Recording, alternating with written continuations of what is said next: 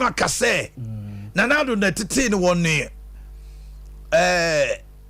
the chambers inti only Kolende a personality like him wako Supreme Court enka enye na nado anko this is one of the finest lawyers who has risen to that rank. Yes.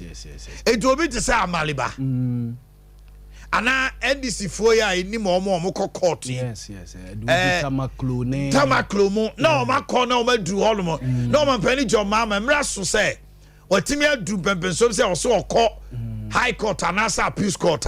Moso kasama aban ntino. But na ruling be na sa nipa ye bobo mudin omode aba ye beka se bia ye de toto mra no ho a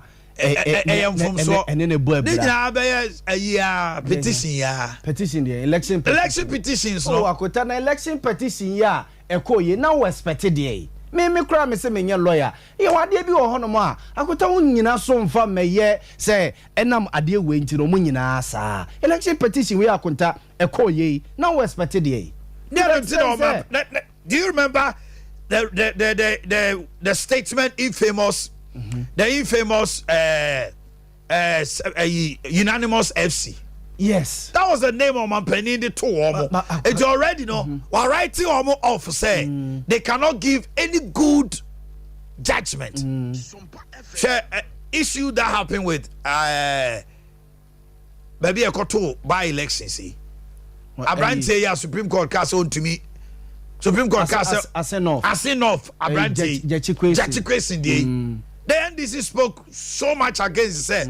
There was a case at Techiman South. It was similar issue, but they allowed the member of parliament to go to parliament. That's recently sir judges here NDC moka so me MPP foi. Omo ruling in favor of NDC. Mamia ne toka krakeya or parliament here friend say. Is it John Afotofe? Afotofe.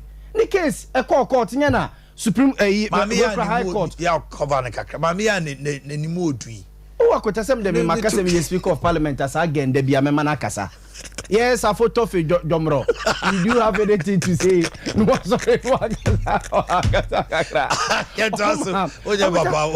Salady charges or Cote d'Ivoire ni or your friends American. And nobody saw any judge as giving good judgment. NDC, but a Kotia politicians in Akota baby I have bedroom where judiciary na Akota no one year wo. Madam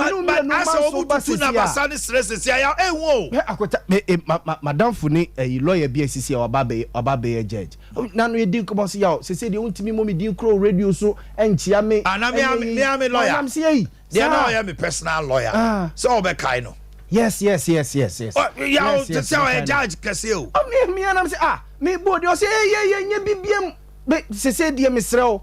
And I'm saying between poor friend. Na say mo djuma na sa na be no say dabi o ma na obakuma say abi hun traffic ma me say me yen mi we funu ana me kai am say your highness your honor say me who di ka me fa hu ne omo ye nam fofo omo ye enu no but edu ba bia na say ya ti omo by the nature of their job they are restricted. And akota none of these people near beka say omo cases akọ omo nim e bia ruling or their ba o hade na no say NDC for be say judge for no be etwa ntantia any favor MPP akota say lawyer no o good case na uko argue here me sure say judge no ono nko enu ti na omo lawyers ne beka say we should be careful with our judicial system o be file appeal o be file hwan omo ne ma ne ye law school ni ye nko bi but omo no makono a yeti omo nko mo de maye no me se me de masem ko high court na high court butia me a yes aso ma me kwan se me ko file appeal me ko ha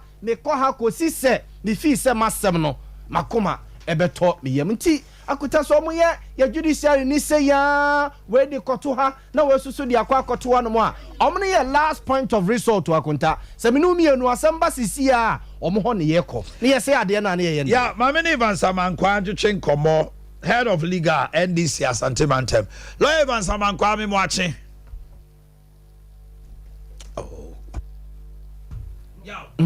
kasa ti akunta me de mesre your politicians no say ye de afofro akọ state from this say I do Yes. When him the danger now in Ghana is Oko Konfuanochia, any other big hospitals, you will find NDC doctors, NDC lawyers.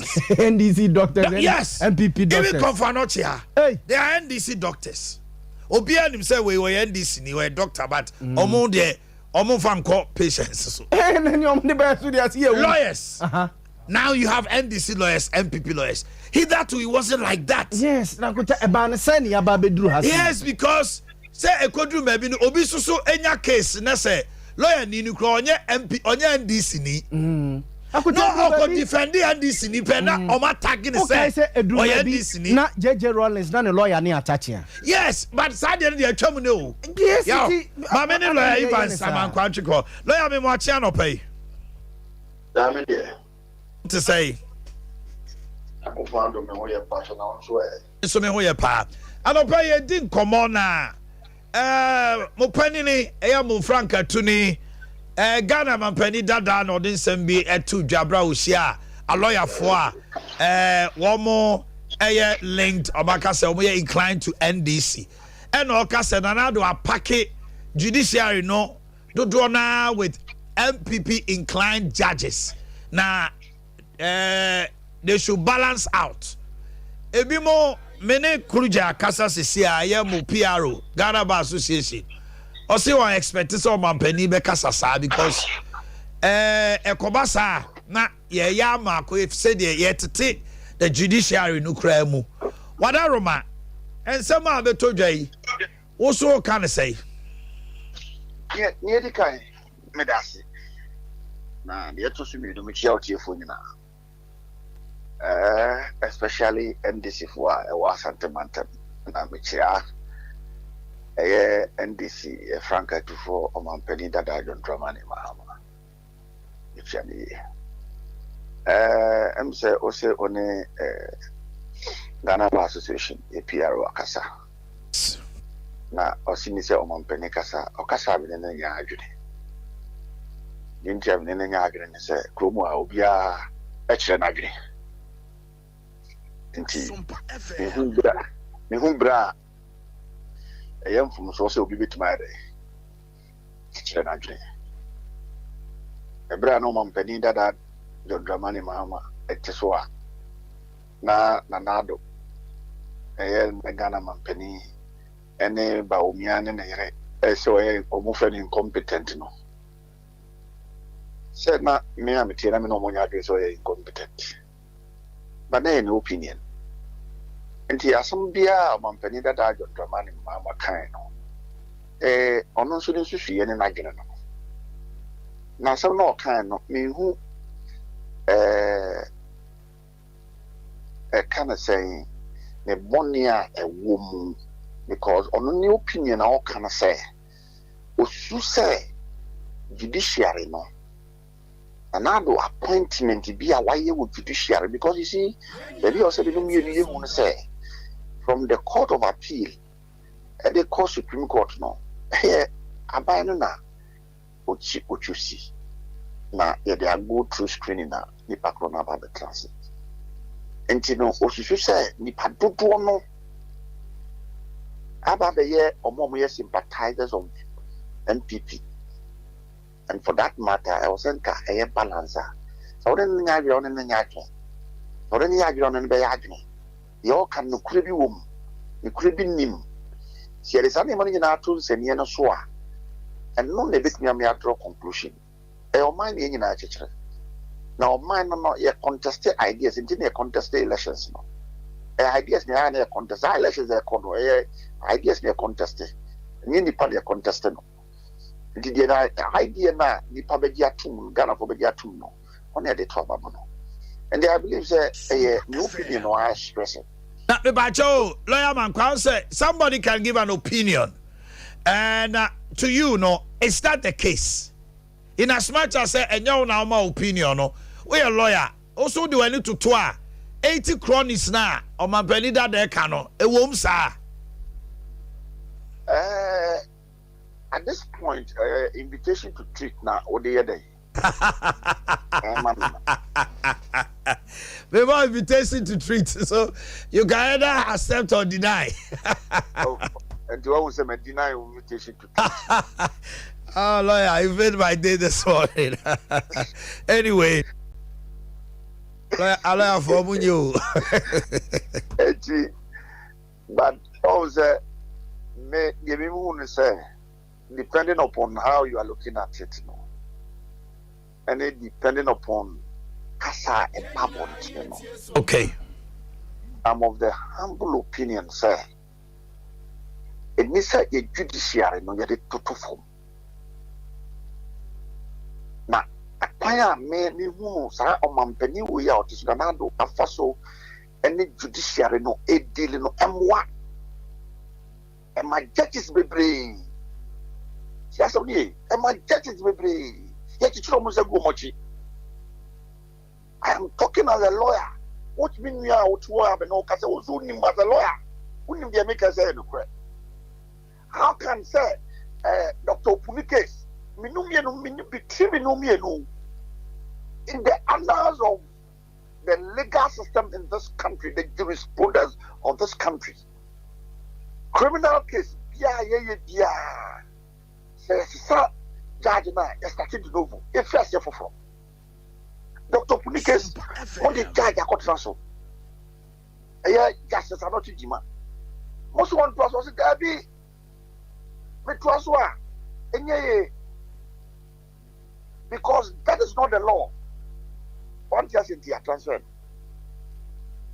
And you criticize atmosphere now. Meaning, what do you expect somebody to say?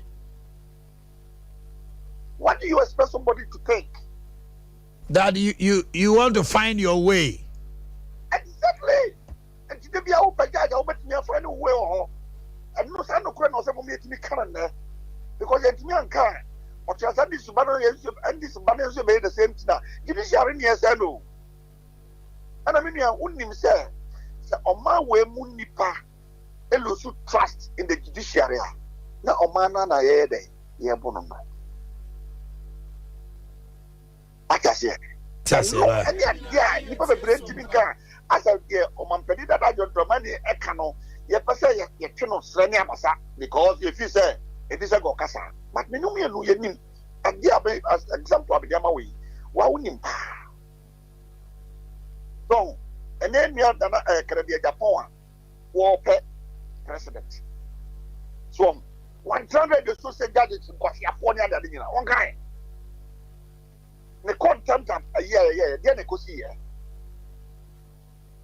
And yet, another Korea, Abamuna, because invisible force in that force of war, I could say, I might be built. You could train on Nipponic or by judging the day, I hope for a judging a cramben on one judge, corner of us or more. I was a hope. Oh, you may be man, yeah, we and you go so. But the embassy have that kind of criminal to power. Sompa. Now, when it comes to the judiciary, as a lawyer, trust me, the person may partisan. Okay. But maybe I echo dangerous. Lawyer man, come me from Siamo paper. Have a wonderful day. Thank you. Okay, yeah. Just 1 second now. Yasunya foforo de kwa when you fan ko judiciary. He also said the same thing. Yes, akota yemane nso now the near politics agro no ewo mfichire ni abonte ne ase ho no ma nemom ye judiciary ne de he MPP ni NDC yire so a wo ko judiciary ho no ma yakọ akọke asem ye ko ye ntokwa wo fie ene ye bonte nso ne ade a ye de ko judiciary ne ho no mo na omo ye nyankopon ketwa e asase so ye o mo se ya na Manchester United 3-1. Omusisi it is Jude Bellingham, classic footballer by all standard. Jude Bellingham. Na kuta United in January so far Arsenal for the Premier League in okay, no akuta offside now offside no dey you dey ready number 2 or 1 oh akunta oh offside yeah offside you go explain tire oh wanwa oh you go no 2-1. Aye. Osasuna. Yeah. When the moment you had the bush of one legend. Me da se me ni awo. Papa bush of. Na me ni ano no. Na wacho papa bush of what to be show. Eh ya obo we ya. Ba wa mo ni answer wo mo chem. You tell people what to be show. We accept. No na ya ti o mama weekend. Ba ni ati o mama. I'm going to show weekend. Na wo ko ya sa Bellingham Malam goal. Bellingham no ye wa ko busa la ti. Ba Bellingham no so. Me see ko busa la ti. Abrante ne ko busa la ti. Boy no England ni as woni bo pa se. England ni also on money ball England. Obo no. Obo Dortmund also ball. Obo kakra. Oh, I'm not no Birmingham. Obo Premier League. Wo so ye ka. Also all of you buy. Bacho. Ono mo Play bien one ma ye tete no baby ye tete on the club. But ye ka say the Obo Premier. Bellingham Obo Premier say. Championship ni bi. Obo Premier da. Enti na make championship Premier ni ka say wa ball chrome. Hey, legend. Oh masa. Now you want to play CB akobu akopia brochire. Obo division 1 na ye hu ni da. Oni bo pa Rashford na say. Rashford was some brutal. In Rashford go you say. Oh chema me say. O che Jose dia akobia ba aso le aya ka ba ye dia to. Ma akobia share aso so ka bia. Akobia. Eno Liverpool. Say abakupani for start you mo. Why? City are unity, Liverpool are unity. Hey, see, I Tottenham so bubble. Now Chelsea there was Nottingham Forest. I call a bridge in the Swakwa Chelsea. Now go to Chelsea Chelsea there. Now you say players, you know, be Abo Rasta. Abidjan Blue. Obo Kero we better na coach Tiema Wate. Sisi waswing na. My name is Kwesi Antich. In this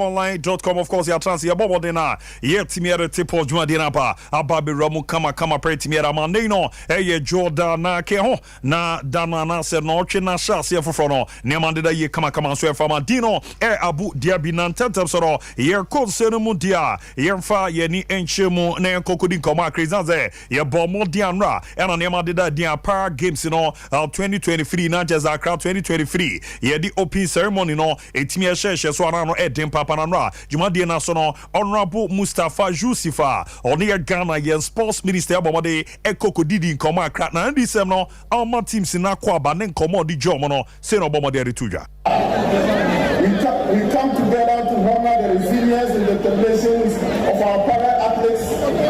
We recognize that their journey has been filled with dedication, sacrifice, and unwavering determination. They are not defined by their disability, but by their exceptional ability to overcome the challenges. The African Para Games are more than just sporting events. They are a symbol of hope, a testament to the human will, and a celebration of diversity. Our athletes have trained tirelessly, pushing their limits and inspiring us all. They stand here today as a beacon of strength, providing nothing but it is possible when you have the courage to dream and the will to persevere. Ghana, often called the gateway to Africa, opening its doors to our brothers and sisters with open arms. We believe in the power of sports to unite our nations, to foster friendship, and to create a lasting bond. The African Para Games are not just about competition, but about building bridges and understanding and solidarity that will last far beyond the last medal have been awarded. As we stand here at the threshold of this historic event, let us remember the words of Kwame Nkrumah, Ghana's first president. He said, "We face neither east nor west." Who said we face neither east nor west? Antiano ye koma crowd one HM honorable sports minister Bobode etimi to jani na boama na mada ye pa etimi edemo after no orwani HM na cheze para president abribre mo bojuma Ghana bojuma Samson di ono so edi nkomo ye baba be ram 9:30 na mo ne beba na open ceremony no said dodo na bo mo de ba never be ram boama na mada di so no etimi edemo mo ne de nkomo no e baba be ram etimi ede ma yenko ye masem kakra ni na eneze bo mo de manema de da dia yeri ani chemo Benin City ano ye Ghana team reform and pem da ko ano moko ekoko gina Ghana na ma na yeresi benya no do na ba be jamo na the third edition CAF Champions League man de no ya hwe na yetimi abo ejuma second edition no and pem da ko ntimi anko first edition no Hazakes ladies ekoko jamu bo ejuma edu the grand finale ene Masandawana na jese Mamelodi Sundowns so mo ma no na yomo ejuma na mun komo no omabo de the trophy na ba yenya qualification at third edition no yebe ko bi no mo baba bedu kotoka no na enyare keto akra se na feeling it.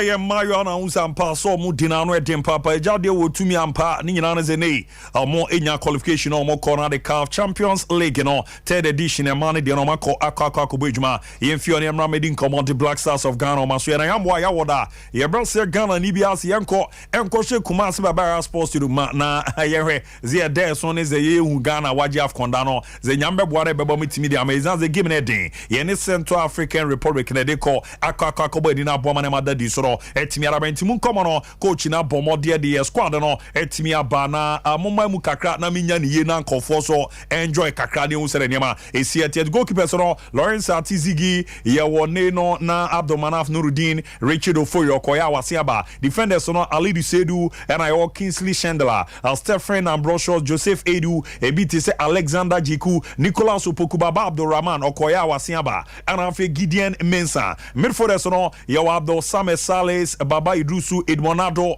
Andre Dedayu, Elisha Usu, Mohamed Kudus, and Ransford Yabwa, Condex Dolfa. Anymore, your Iñaki Williams, Antoine Semenyo, Jordan Ayu, Ernest Nyama, Osman Bukari, Joseph Rental, and Jonathan Soa. The Asenya local player Bakwa, and running a ginger so an obobo bobo sebwa. Manamakoye Panani squad, no, Yang Wobiti said Thomas Pate, Yazipatenya growing jare, Sereneme Sikwa, Arsenal mu training no, na Chesia Wada no Kokukunye pra. Ene no Mikel Arteta kan zo be transfer couple of weeks as ade no ano eden kakra Jojo Wala Cotton so no ene wa bomode nya tie injury report no ejeze 8 weeks no no so no ebe transfer Kamadin Sulemana obeke anajeze ne onya hamstring eko ko transfer kakra afi no no so aba wa sha asi abo work no odi ejuma ena Benjamin Tete na je striker mu striker pa no ene ono so no ne bomode ekoko Ramo Met no yesu wenye pra no otwe no makoma miensa okoro wakwa transfer Mohamed Salisu so no obeki ono so na no de ya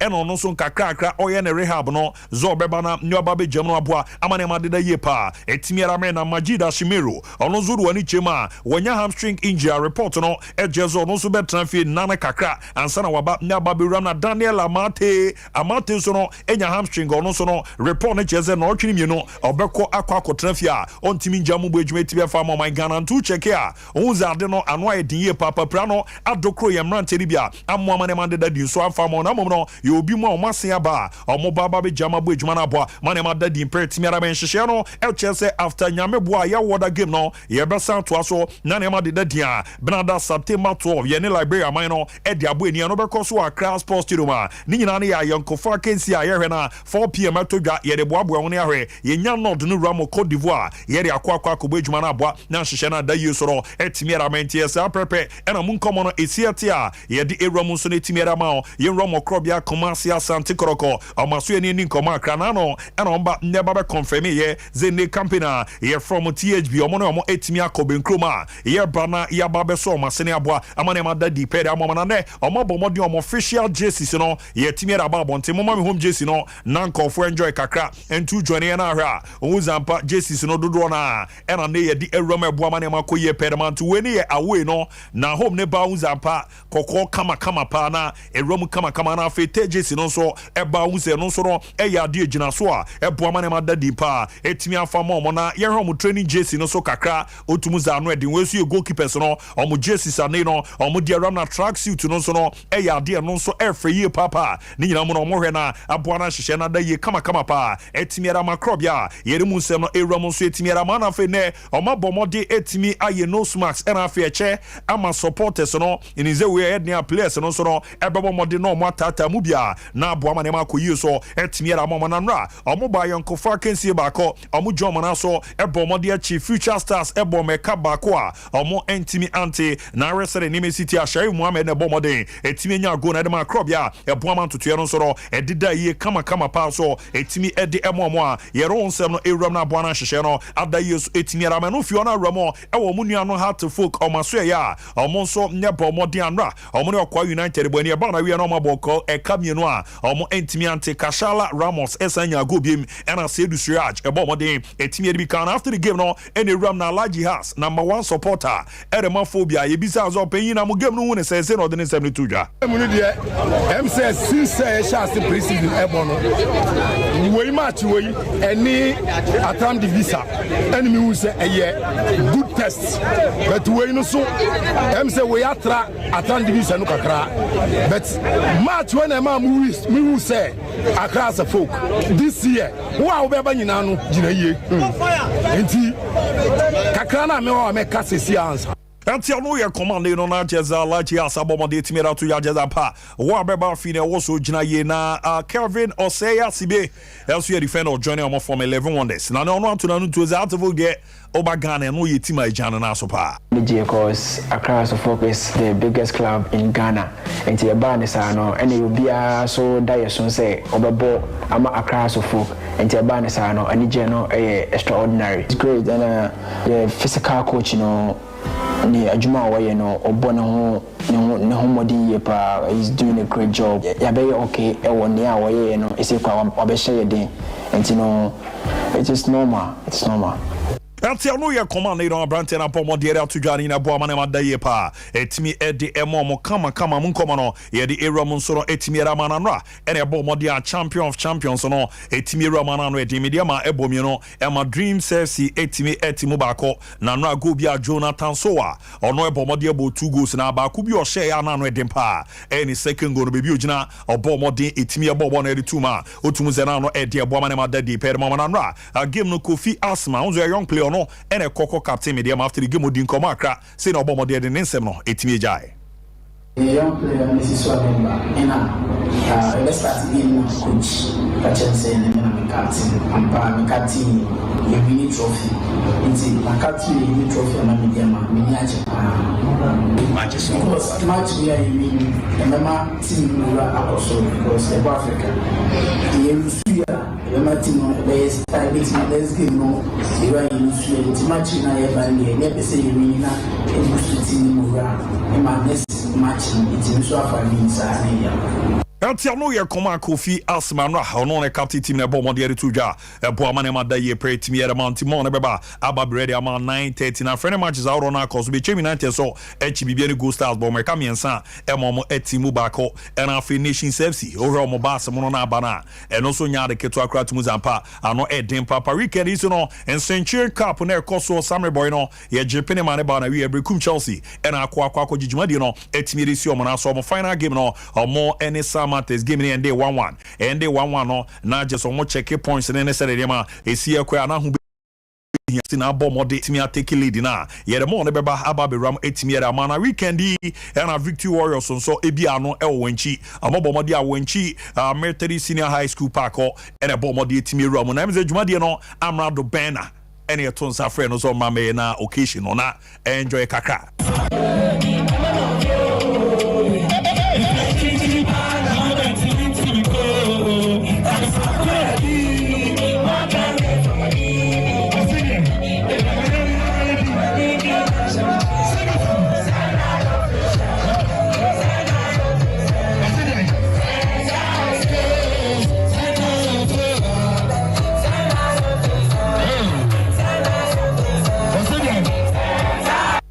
No. Na uti amrado bana na ti obi atumuza mpa enyom no asort la bimo ye rappers pa okruma onye ayini ade di amrado bana no na ozo twere guma di Victory Warriors aba setra ewo wanchi na amuche aduana bo meka bako a aduana ntimi ante kramo mame trophy presentation no na ye hwe kakra ezanze na trophy da so a na eboama ne mada ye pretimi ala montuze capito na aba eba beji ne trophy aboama hihye no eda ye de mo after no wanchi mahene na nana ampim osagefo anye amo ampon tabrakon the third nana baba be ramu bomode support ijumade no kama pa na ntoto no wi odi nkoma akra ye di nana nsem odi tuja everybody give me say my press na Omanhene Yaw Canada organizes ya sisi bani ni wako media anano we are by ya kama for and go for you understand you are must be great since what you find it what na that come since the man when you there there was I am a pastor you better must be great namuka kuma kama osani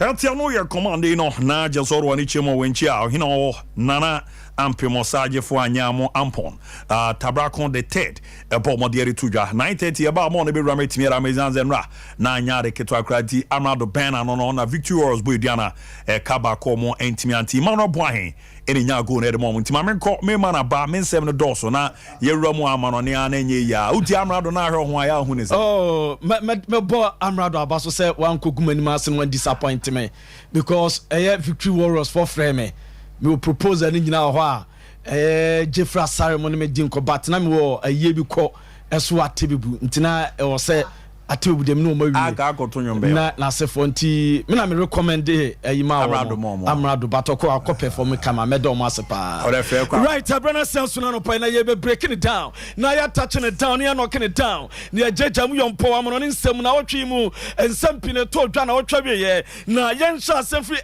MLS no eho na asem kasesi ye nyina nse Messi sent no aje ba bia sent no ashita ba bia nyina nse Messi wo mo MLS no upemana sanadwi enom game om boy against Los Angeles FC ewo BMO Stadium when game to Japan we na setima ye from Inter Miami Messi team no akwa we akwa sha Los Angeles FC kamiensa amomate ekanum ebako na Messi anse go de na so oye 2 assists na mubenya Messi assist no de ma eye Abrante Jordi Albana na FNS Barcelona de na enetima appear wo hwa Abrante aye friend Sergio Busquets enya ball no eno pejaye eno odima Messi ena Messi so ena ekono hwe Adea Messi no Busquets na diama no baby Messi the pass no ato Edama Jordi Alba ashane kama where the olden days Abrano mo Barcelona no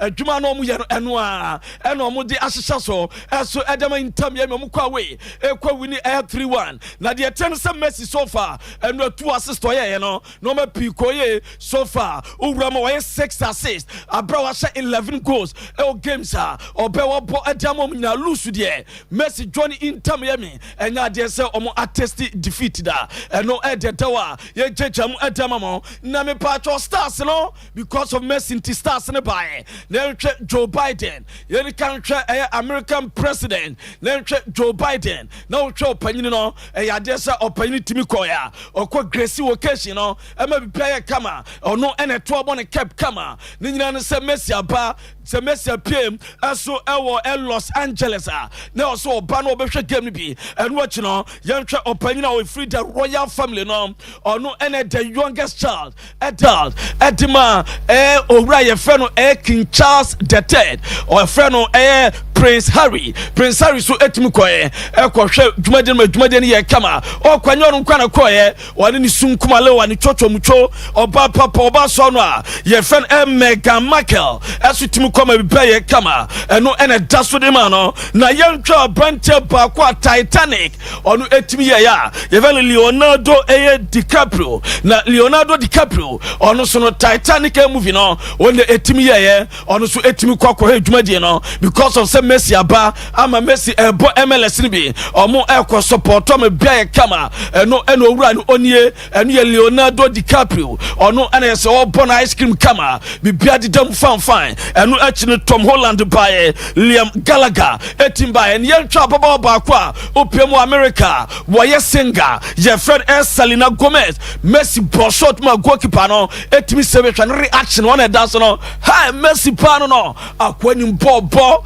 Obana an exaggeration. Some Messi a shot. Ama a goalkeeper save and a Selena Gomez the singer. On Sudia Tuja, the action I'm telling you, and Messi bodyguard Yasen. A Jumanjo Gusawa a bra invader. Bakuya so Tessia go promise Mirikapa. Me patrol Messi bodyguard no and actually invader no was one prima invader and Messi. Now me baby a masana bodyguard Dimrika. A brand invader no as to Dimrika pop say o sempota na okwana na say Adena efe na nyina so wura na dwuma sefota hwa invader no na ahye jesu number 10 okwana hwa Messi bodyguard no masa dabi adwuma na osam yema ho tie mema ontimi nso no mo che no enu acha no da invader eye so no sunko wura mo pitch no so na ehso mo 5-2 Tottenham kwa we ekonya 5-2 victory Abrantia Huminson ehso 3 goals of hat-trick and Abrantia Christian Romero and James Maddison say goals ma Tottenham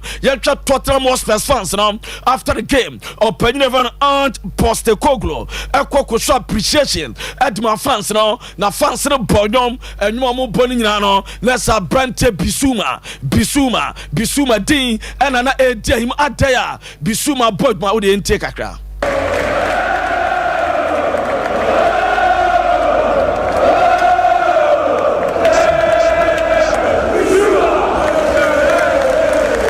no this season so far o hwe Tottenham finfiwa Abrante ni adwuma kama upon say coach abegino manim no so mo ebo coach na ba so ben wa improve Bisuma wa ma Bisuma ebo adwuma omo edana se no Tottenham Hotspurs Chelsea yanka bibia mo de mu so na mo nsem supporters na koma mo ngutim ni sa mo ma Chelsea team nya tankwekwe mo ma Chelsea team no enye Zuberu enu nyina no se Chelsea team afie ama Nottingham Forest ebe so mo enye Zuberu enu nyina no se Chelsea tina fie ama Nottingham Forest ebe so mo ka baako a omo antmante eno ede doye de amamo General Manchester City Abrantia ono so je UEFA Men's Player of the Year enu ya Brandon Erling Haaland ono ejana so esho asida obo hat-trick e game no enu achi no ya assist baako first goal ono na Jima Julian Alvarez amandi tuma enu achi Nathan Ake eso ede ball to mo answer Erling Haaland ebo hat-trick no na Brighton kyerɛ sɛ Kaisedo ɔmo adwo sika wi ɔmo mfa ho Alistair ko ɔmo mfa ho ɔmo akyi Newcastle United ɛbɔ ɔmo kamiɛnsa ɔmo te ɛka no baako yɛnkɔ Liverpool ɔmo ne Aston Villa ɔmo hyɛ Aston Villa ɛka miɛnsa ɛma Villa te ɛka no baako Dominic Szoboszlai ɛhyɛ goal ɛna Cash ɛhyɛ no on goal ɛna Mo Salah ɛde baako ka ɔhyɛ no nsɛ Mo Salah ne goal no ɔhyɛ no wayɛ ɔbaako sɛ in 10 consecutive Premier League games where the first player wɔtumi ahyɛ goal wanhyɛ goal a ɔbɛ assist 10 games ɛtoa so Premier League no Liverpool bɔ Salah nhyɛ goal a ɔbɛ assist wɔtumi ayɛ saa record no bi the last time a Liverpool player bi yɛ bi no ɛyɛ ɔno ana yɛyɛ wɔ between the month of August and December 2021 ɔbɔ 15 games na wanhyɛ goal a wɔtumi assist ɛno yɛ Mo Salah no yɛntie club nsɛm a nsɛntwerɛfoɔ busa no ɛfa Salah to Al Ittihad ɛho no club ɛde to dwa na ɔka ne sei way whether Mo Salah would be fully focused today, given all of the chat this week that's been going on. I mean, was that something that you just kept an eye on to make sure he was? Now after the game, now Eric Ten Hag, you was so pending this year was the referee VAR. Wow, many chances. You was the chances bang. You enter the Eric Ten Hag. And the 12 chances so many referees and VAR. Performance was right, but the result was not on our side, and yeah, definitely many decisions were against us. Who else? In that was many decisions and I tell Manchester United was Ganacho the ball on onside and watch Brantier friend Rasmus Holland on sono Adea Akye Abia was an area referee and watching Brantier friend Rice go now Omrika foul Evans and some of the Bono Kotwatram referee from Anochina was an Argentina Sancho Jadon Sancho and Timamobi Scott McTominay in the situation say any city. They both injured as well. No, Scott is ill, and Jadon was on his performance on the training. We didn't select him. Was a central performance or training enti no man selecting Anfanama na watch Scott McTominay on Sona Oyare owie ya na Jadon Sancho aso be pursue emuaye ma no Monfanto so ne nhwa kakra ne nyina say Jadon Sancho emuaye enie was please don't believe everything you read. I will not allow people saying things that is completely untrue. I have conducted myself in training very well this week. I believe there are other reasons for this matter that I won't go into. I have been a scapegoat for a long time, which isn't fair. All I want to do is play football with a smile on my face and contribute to my team. I respect all decisions that are made by the coaching staff. I play with fantastic players and grateful to do so, which I know every week is a challenge. I will continue to fight for this badge no matter what. And coach Becca and I'd be here. I'm a BIA and Ronaldo Subabon was maybe let me see Ronaldo and Jadon Sancho. Now me Ronaldo there. Mini Boba Kuba opinion kind was I don't have respect for him because he doesn't show respect for me. Ronaldo to Eric Ten Hag. Netia Odapa na Ronaldo granting interviews be born I am the Diaka interviews now. Ebe Sadia Bremo La Liga. Niancha Real Madrid. Echa Tefe Chawamo 2-1 Ewo New Bernabeu Stadium.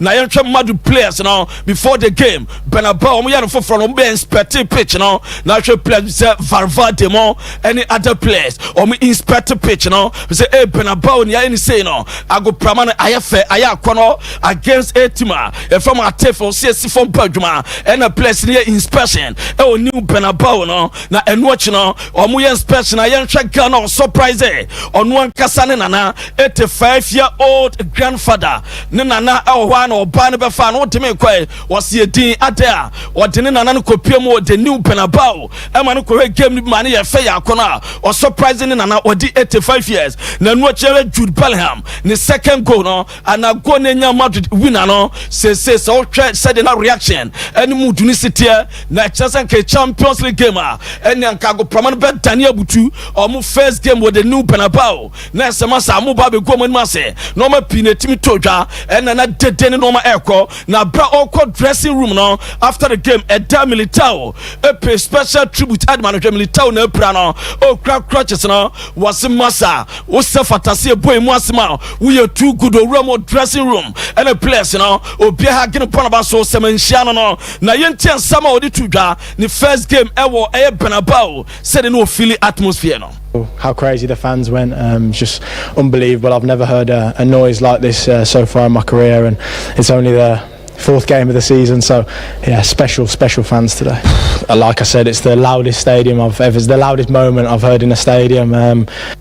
Or say said you're not no more coping about no was since was sent football so on career just a loudest noise what he did the pa what Philly Ebony I brought this your bondi hey Jude was not in uncle community was so and you somebody to job Barcelona so ekwa we ko twa Osasuna e kam you no mo take no back and you Juice Kunde e she go edikan and a Brante Robert Lewandowski so e de penalty so e de tuma bia kama e brand ko na mum Gavi so no 100 games at the Barcelona na enom timi anan wo dressing room after the game o man Jason 100 eno ye de 10 no ball 9:30 na se ba ye the other league resource akanyina no bebram na nsema odu akanyina no ye sign Edi Ababedamo 21st clinic yes sciatica expert sciatica no o nerves na wo to ase na fa wo siremu na fa wo nansia besi ase ho no se ho techema eno ene ye fa ne sciatica na etimi bubu o to ase ka wo se dwe wo sirem wo je ho ba bia enye na no na 21st clinic ba ye adwuma pa wo mu ye ntia baso bo o magye no Ghana ha ene amono ne enya asem ketewa Womuji international awards ahodo womuji local awards ahodo na anu nso na womu be the only sciatica research and treatment center in Africa bibrim ha no ebi ni baabi a gise 21st clinic nkoa womu de bibidro ene besa o yare no masa de machine aka ho eya yare sabia yare bia wutimi de ko ne mama ade ba ko a wo magidi wo biso o yefunu yare a wa ya enkwa me kan pain no onko dim bia ni ho a wontumi nsa me ha mani say peptic ulcer gastric duodenal acid reflux ana H pylori Dimpa Natural Health Clinic say sia woman a specialist e wo ulcer yare mu enti and wonya basobo say the best center for the treatment of stomach ulcer and so yam to true say obo ire time ne wakoma eji uhwimhwim say uti ya oya na so ntumi na ana wachi so na ya oya oh eye wo mu a what the both local and international helps and sayare Dimpa Natural Health Clinic e wo Kumasi dichem so our old health insurance building name e wo Willas Towers ufri manhia na uko airport no telephone 0246 744 744 and 0245 118434 Dimpa Natural Health Clinic Dimpa Yesna Hunya Dimpa Natural Health Clinic stomach ulcer last stop Paronier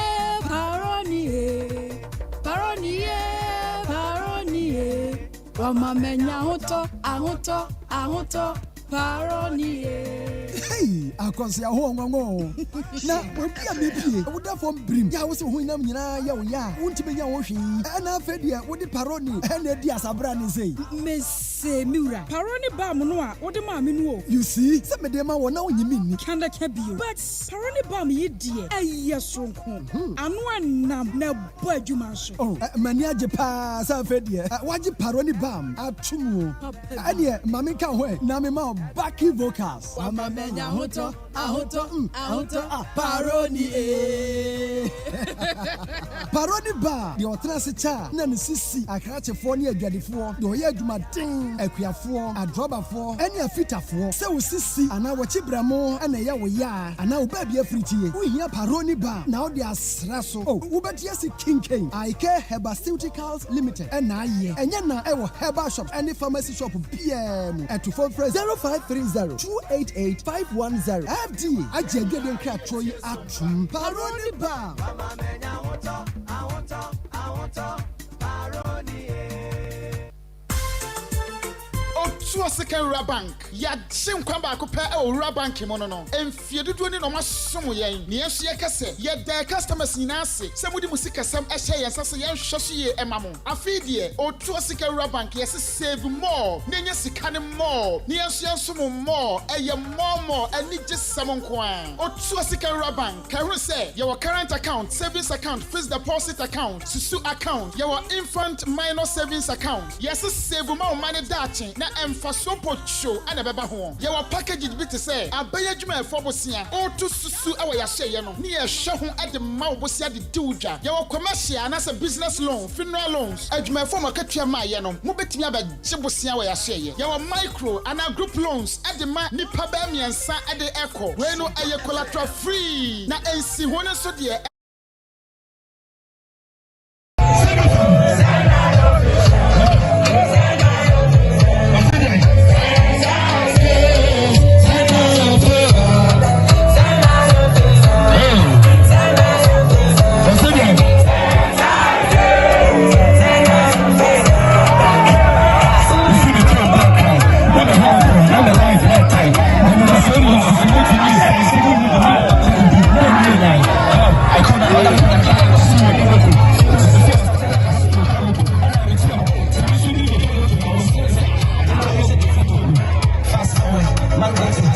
I wanted to pursue a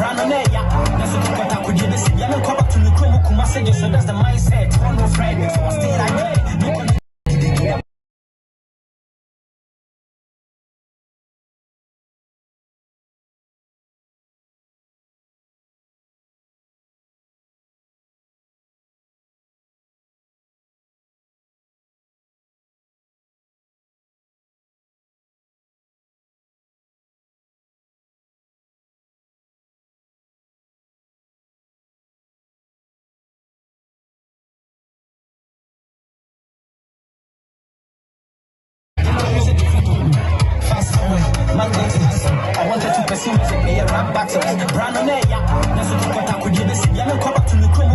So that's the mindset. On no Friday, so I stay like that. No one did it. I will trade. I will catch up. So my God up there. We will go to demonstrate.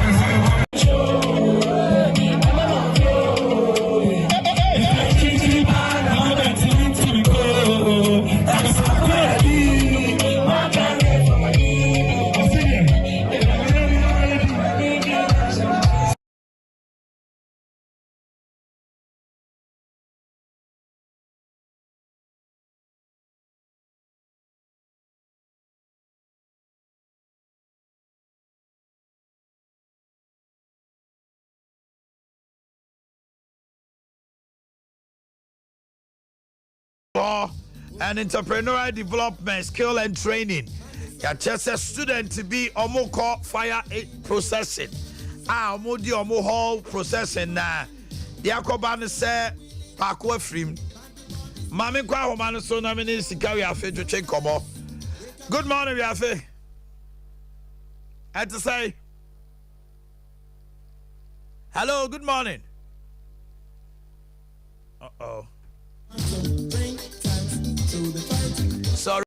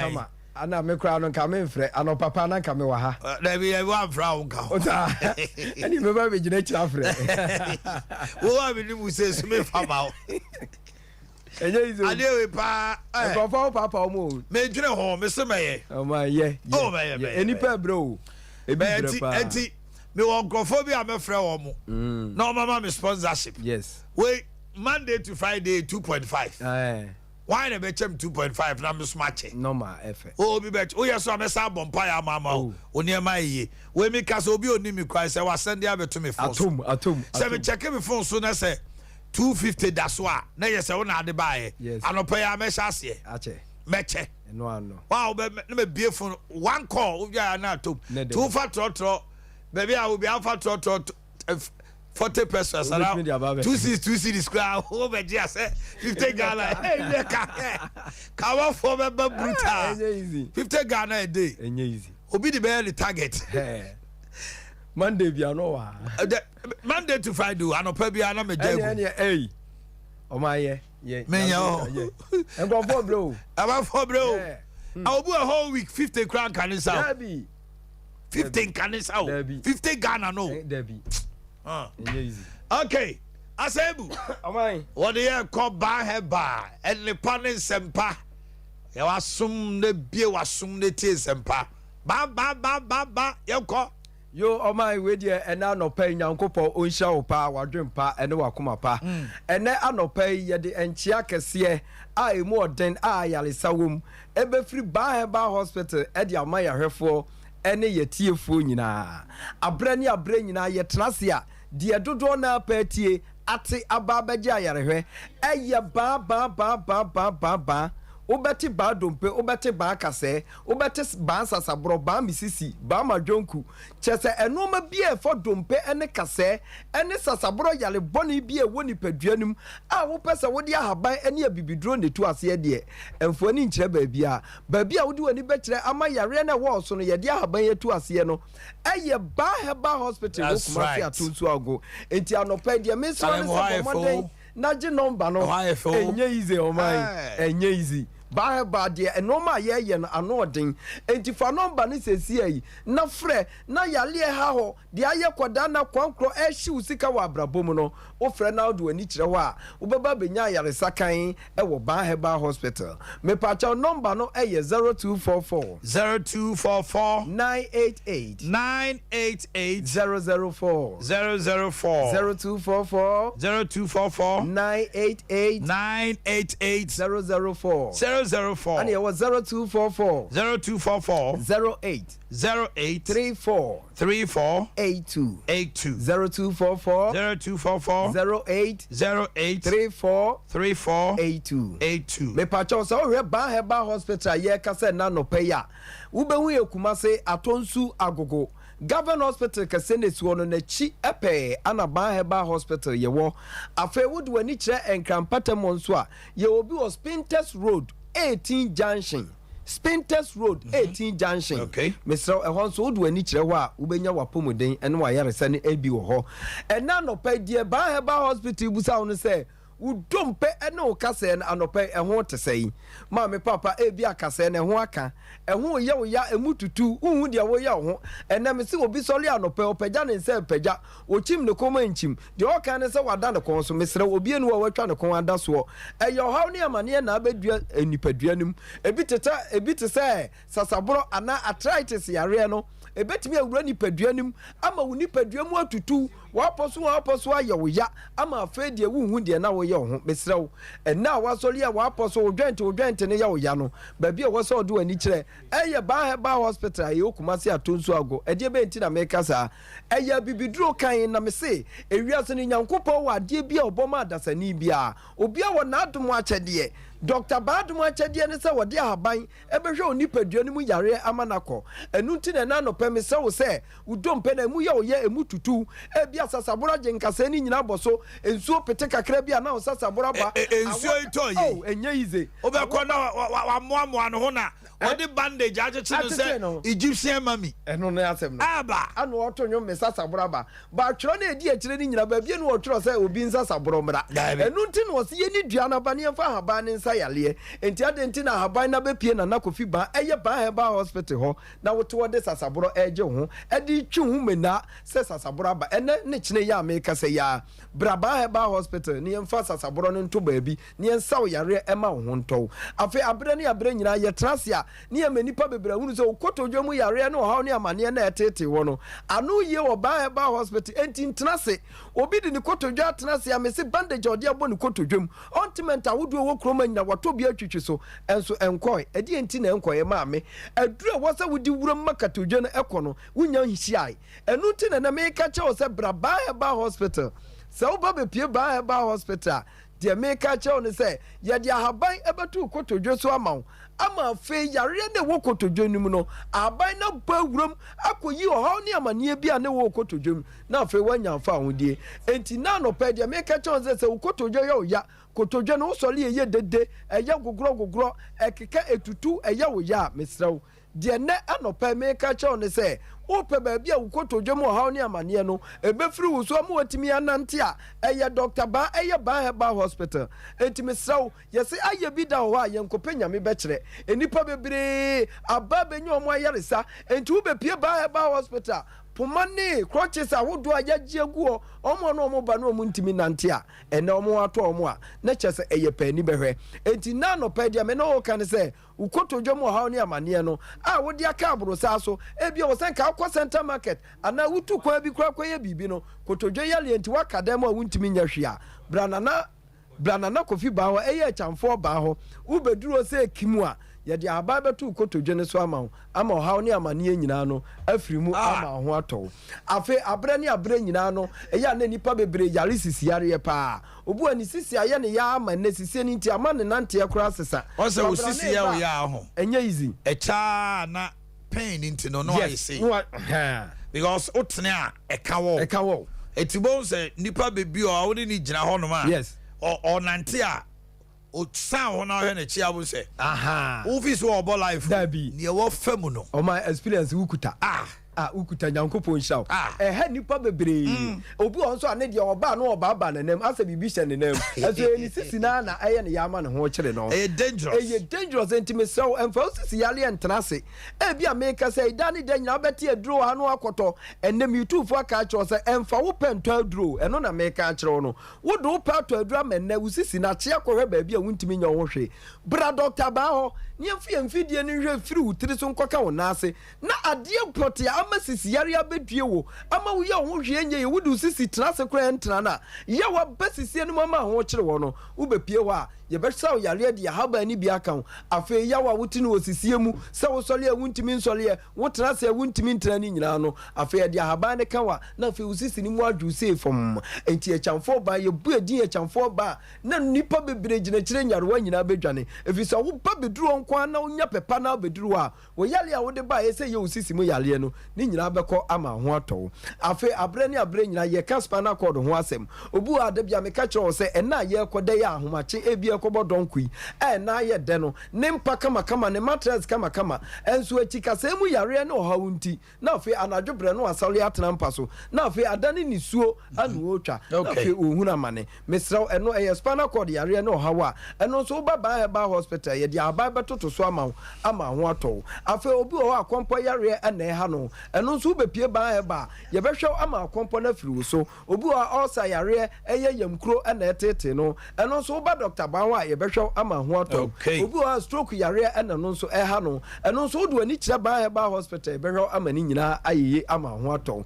mesraw yentimi nkansem ni nyina eno nti na abre nyina no yese je number no na yare aye boss o yare aye amoso nyina no ubeba no aba me ahwe woni ade ahaba ni bi atu ase ama wo enu nti fa number no na twero to ho se wonua bi wo maami bi wo fa bi na yare a ka kire ne se ontu anamo no mra ba hospital no mra meje ayare sakan na wono so ne ho nto no me pa cha number no eye 0244 988 004 0244 988 004 and yeah, what 0244 08 34 82 me pacho Baheba Hospital ye kase se wo hwe ni a ye wo Kumasi atonsu agogo. That's right. Government Hospital no nachi ane ye wo afa wodu ani kire enkrampatam nso a ye obi Hospinters Road 18 junction me so na no pa me no akasa nyina doctor atenase fa oyale ha wo nyina da ne koda na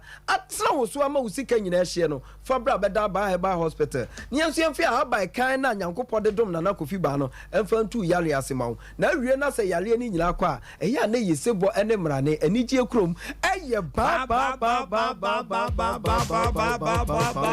ɛna no fa yɛ de ahwɛfoɔ ɛne atiefoɔ nyinaa ase ɔbɔ adeɛ nka obi biara ho ɔma nyankopɔ. Enjoy your day, my bro. That's Baheba for you. 0244 988.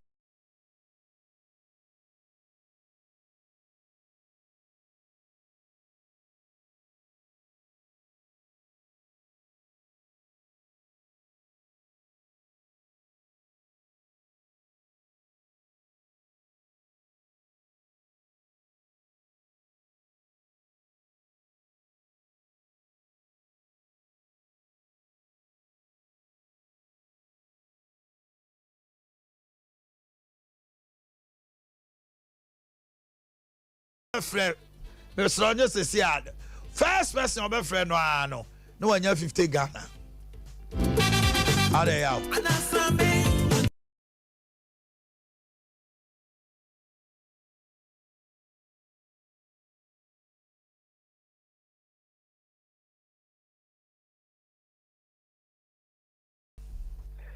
Yeah, media senior. Kofina, what to say? I didn't know more about the night. Kofina, Abia menka de enka modia ye ntemo asem kura na eba ne say a obokuare the second hall omudi omafo fidana ate asim sei yo senior medase edi kan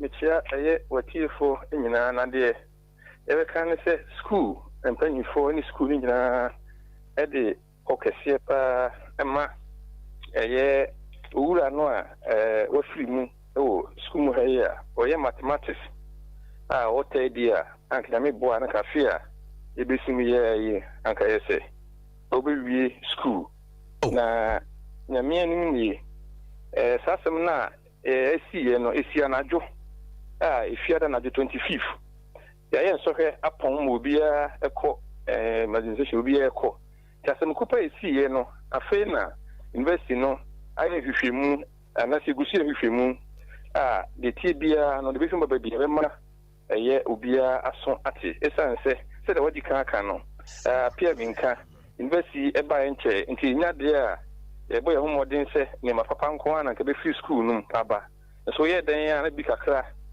aba be fam onyunu bia be bata ho se de wadi kan no enya sem de nipa nkwa de eno hia pa nti no me pacho eja na sisi no ana wada Roma the entity ne say eja ton ni paduanim how nti na meka se de meka me no mi enu nyina na ye ni ho nti asem pa esiye no on se school for asem no se wo anye hwehwemu a unye obi ama na nka asem no pa Kofi but at least there will be some preliminary investigation at least before you go into details no asem say esiye eno ni preliminary yi ni say asem say esiye e wo pokuware hofo na sa asem no esi oni da say besi say ya na de free mu pa ba ye say ye den de gya no e fe ne sen e hye no one so gya no eno de amunya CDP I was it me hwehwemu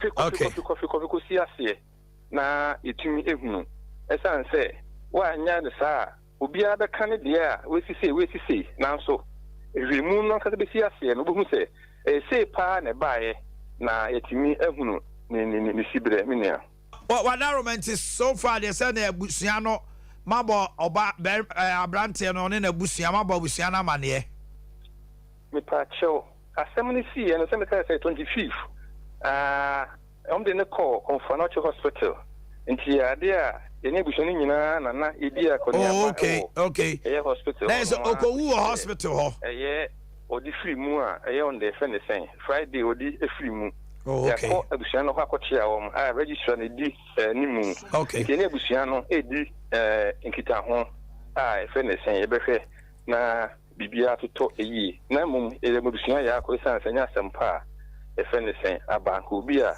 in the interim obi sukuu bɛ abusua no akɔba ne saa no ɛnyɛ ade a ɛyɛ asɛm dɛ koraa me Kofi, in the interim is the administration taking any action to stop processing with fire no ana deɛ ɛwɔ mu paa ne sɛ me ne wo ka sɛ school no regular for ni amomo kwan ama omo kɔ omo ni school mu koraa students na ha yɛn so hɔ wie ma amomo kwan ama efe ne sɛn omo kɔ nti nya de a obi akora ɛwɔ hɔ ana ne mum de wo heri di zede ba bonten no a ka sɛ si ya de bibia efe ne sɛn so no tora da ibia no ɛyade a eyi sa de nyina afi hɔ no akozi sɛ hwehwemu no ebewie ne hu sɛ sɛ ne si ye tifi ne de kɔ no message sa yɛde to akwam ɛyɛ ABCD but for the time being there obi ntimi nyɛ bibia a yɛde risk bia bɛba ebio ɛne deɛ mɛdi kan aka ho asɛm deda alright Kofi Chum PRO apia menka mɛdɔ ase anɔpɛ senior nse da ase Amstead for NRTL yaw sɛnea me line is si base no 50 Ghana no hwɛ mini criteria bia enti se ne ne nyine wonka ho fia ni bia nka ho me pikin call back pɛ one call any akota twen me frɛ bibi yaw ma pikin call no dia obetom no ano no me che 50 Ghana hello one call hello akwa fie nye hello I cut it. Then call the next person. What if you yaw? Hello. Uncle Mabacho, good morning. Good morning. Your friend say. Comfort. Comfort today. Ajumai. Comfort. Brabeji 50 Ghana no pay out. Uncle Mabacho, one me do mom your back and just fancy me mama. Me from two momo so. Now me ni number. Pacha me number nani. Na me hunu. David. We are David. We there. Pacha me your back time. Yeah, ready. Now we super be about this one. Pacha me your back time. Yeah, we dey just so. Ya pick a number no. We. Yeah, found number no ati. Pacha. I turn up 50 Ghana let call 8 o'clock pepe. Wa be fe. Yes, I'm for big job pay 50 Ghana. I fear 50 Ghana. Comfort. You send him Momo. Yow. Auntie, me send him Momo amount what? I 50 Ghana. Make chat to me say amount. What? Extra no pa. 8 o'clock pepe another 50. I won't count when one from you. What do you what? I'll see you what?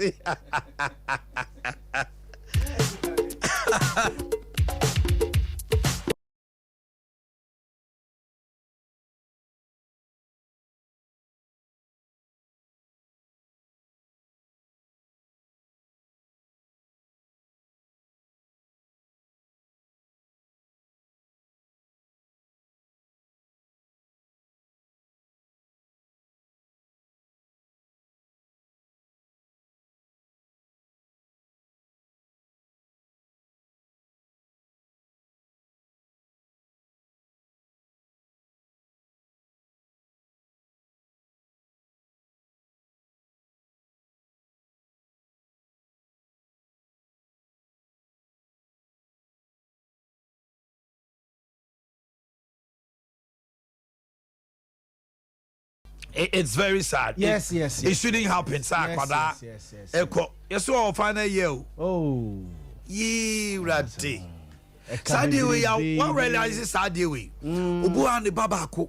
Bakrope. No wa school bi obewie university. Obewie no BBS na kola obu a wa wie kura no wa ye ne service awie ya post no o no akwanya accident opportunity be eba that time no bon se obu akwa no visa aye ready obetu kwan ye kan crofo ya he majwa majwa adum very sad de no minimo aguta eba sabi busa mo se ye na me na to me mami wo send baba kupeo yes sometimes you can't understand God and my do baby here now question yankopon yes yaw it is something enye do baby na ahia no question unyame say na day but ya bende yes rebusuafo no mami ane ba no Dr. Mahmoud Baumi aba ade yes akunta enra na a very colorful ceremony very wonderful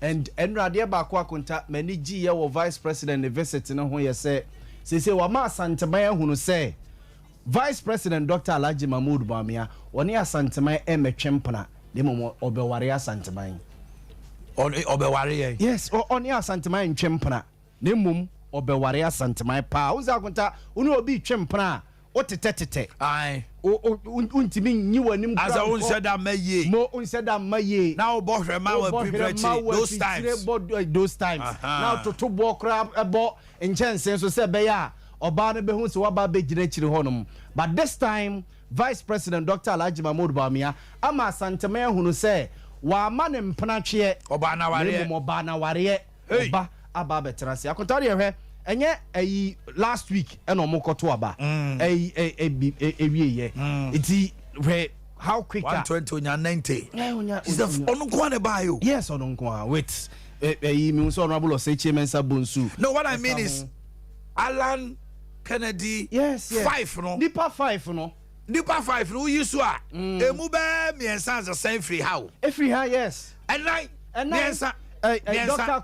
Akoto adenimo Alan omufri ha ba o ma ohini nchai ena kwambi susu menka se Kumasi susu na tete honorable Kennedy Japan I want susu bantama Kumasi na tete honorable Kennedy Japan a odingini ya odi etu kwan bantama nje beka ne se sa 5 no emu 4 beka se eyi asanteman edia but akuta efe sa asanteman ye bibi edia ma Vice President Dr. Alhaji Mahmoud Bawumia nipa 121 na ekoto aba no onyemu about 95 and 90 or so 90 yes 90 or so na assembly nyina kwa so say ose asanteman wura me be kwa aba no me ba ho ma usira me na nyame so to nsira ensio gu nsira no so na se sia no November 4th na ye ko no me sa ba je won nsam nsira kire me kwan no na kire me kwan ne shira me very emodu and akwata me rain fisu say Vice President Dr. Alhaji Mahmoud Bawumia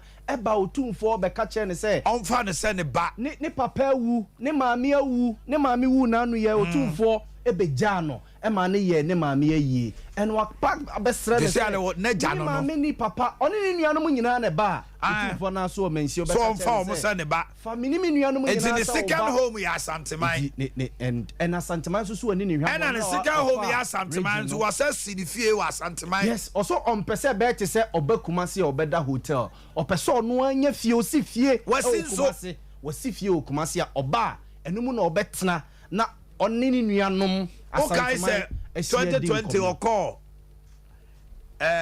oba hima Kredu ho yes the na Asante hima o den sato na pampem yes o den sato na pampem so obedi ade o katre no yes o katre no video no na say ye nya na Kredu katre no sira no say so obedi ade yes adidie ni ya odia yes and there be old man penny for car ye didi agro ba ye hwe ni mienu akwatafo du ena yesa wo mu yade akwatafo du o sebi ba ko na san na chi ba be da ase ba na chi eba be da ase ebina esie oh me are smart yes I ever be anton oh yes because omo ba e nyina omo nyina call menhia but after elections no ono na yi ni ti abeda opimso ase o a week after elections no straight akosi there to so nsia wa finu mu the handless the handless are handling him well yes the Japan the weekend you omo ko show down ayi Accra omo ko show down there show down work weekend be week here simu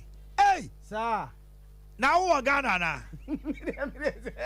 And Krabe you butu say. Showdown walk. Says see no. Showdown no. After Okosia omo grilling ni ade nyina no. Yes. Abeye sing song. Na the t-shirt party caps about for yegu cry. About for a sponsor showdown walk. I won't cry. Hey, omo bi omo ba Kumasi o. Omo ba Kumasi. Kumasi showdown walk. I with that showdown no. Wa here e betimi akwa na be ababeye efin. Ayefin yaw. Se ayefin with Kennedy Japan say the showdown and now come on 4% a done a minus mano. Yeah. But they've turned it into a plus. Into a plus, yes. I must say, I know. Penny four be my memory of 4 TikTok. Yes. Almost the new tema. Kennedy showdown. Jaquel said, JJ, do something before you die in Libya. And they say, I showdown. No? The negative aspect of the detractors and compass or money yet to say, as I did time, you know, at 10 cry, I just said another calipo no. Yes. But the neighbor, Nana Power got of calipo. And no, the Nisaka calipo, no good company. And that's another dog go Kupado. And the Nisako calipo, or Bogun company now. Calipo, go be on Tobio. Yeah. They say, well, Bamako man and other approval rating. I come from now. Someone made a why out. Or see, he's putting things. I would a Ben, a Ben Bucci, send it a picture. Okay, why, mammy, video name, one beach him. Lawyer Modate, me watching. Yeah, me now to say. Now, Bob to say. It's a showdown. Now, but your showdown no walk on a bus to bay. Yo, Eddie you know. Showdown walk no a year. Some group of people be either almost come together and almost organize it showdown walk no. And see almost say a basu Saturday year bay and no par from a mensa. And I'm going to call Pediatric Lodge, normal Sunday Aba. And yes, you.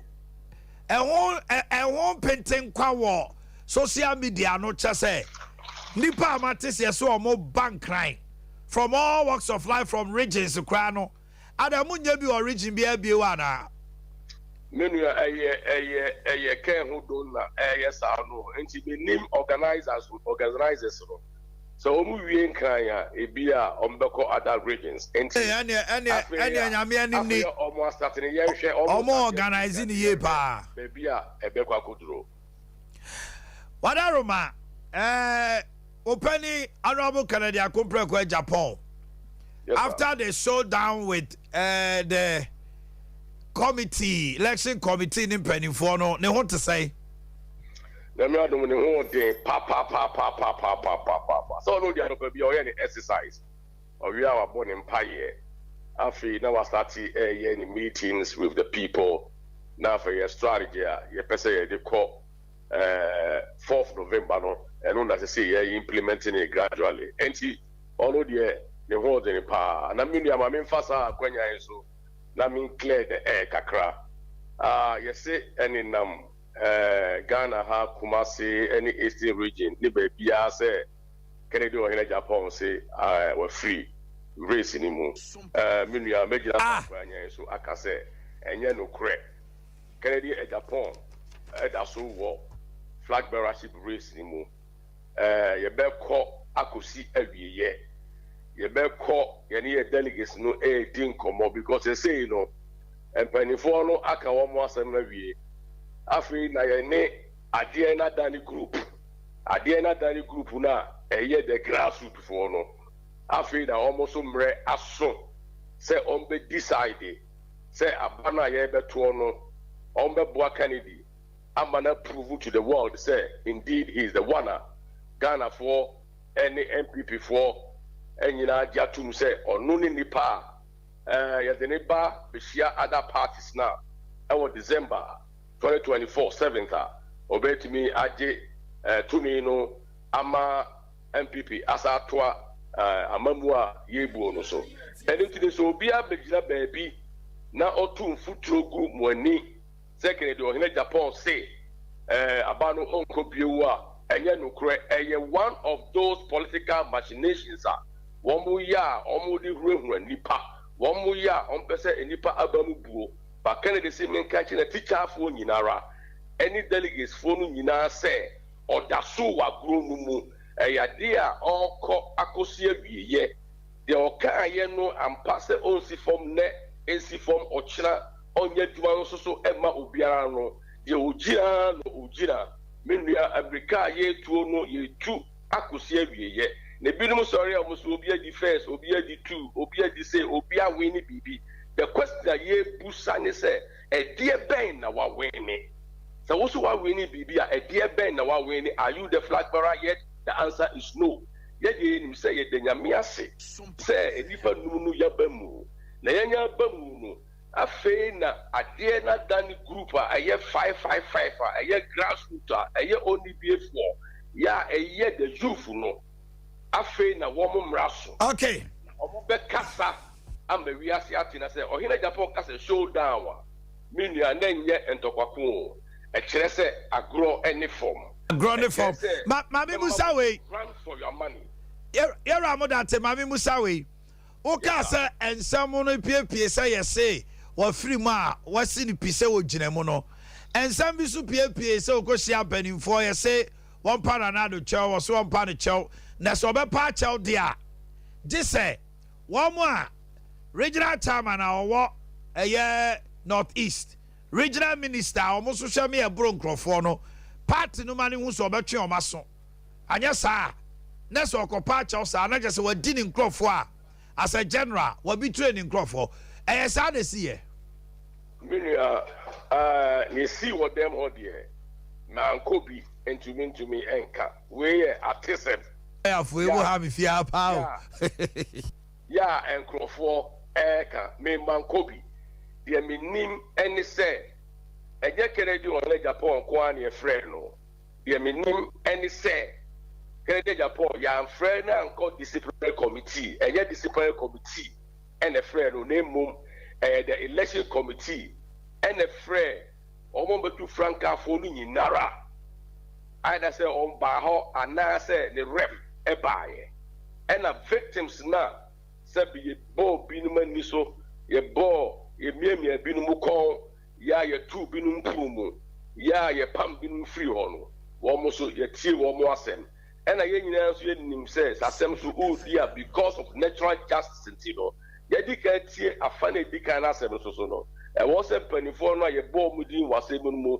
se mo na mo ye say regional secretary na ye say regional chairman na ye say no so no e was a so no ye from mo ba na mo so ye tie o mo nu mo asem enu nti ne course wo dem ho no de e nam se man ko bie no na so ye mo amane no minti min ka ho asem ana minti min di ho adanse but ye minim say investigation is going on ye minim say enye Kennedy nko na ye friend no name all the aspirants ye minim say enye committee ya ye from the disciplinary committee in the friend wo name la abodate mami fausi ameda wasipa nyame enkamo ho no nto super guma na montu so okay yeah auntie lawyer modate no showdown with this weekend e sha se wa yi mensa won kan na nipa ene domo omo so omo ko no yeah wait omo nya MPP for bebre kra omo say no can no vote for no sa omo na de omo ho asimo Ghana for omo nya MPP for omo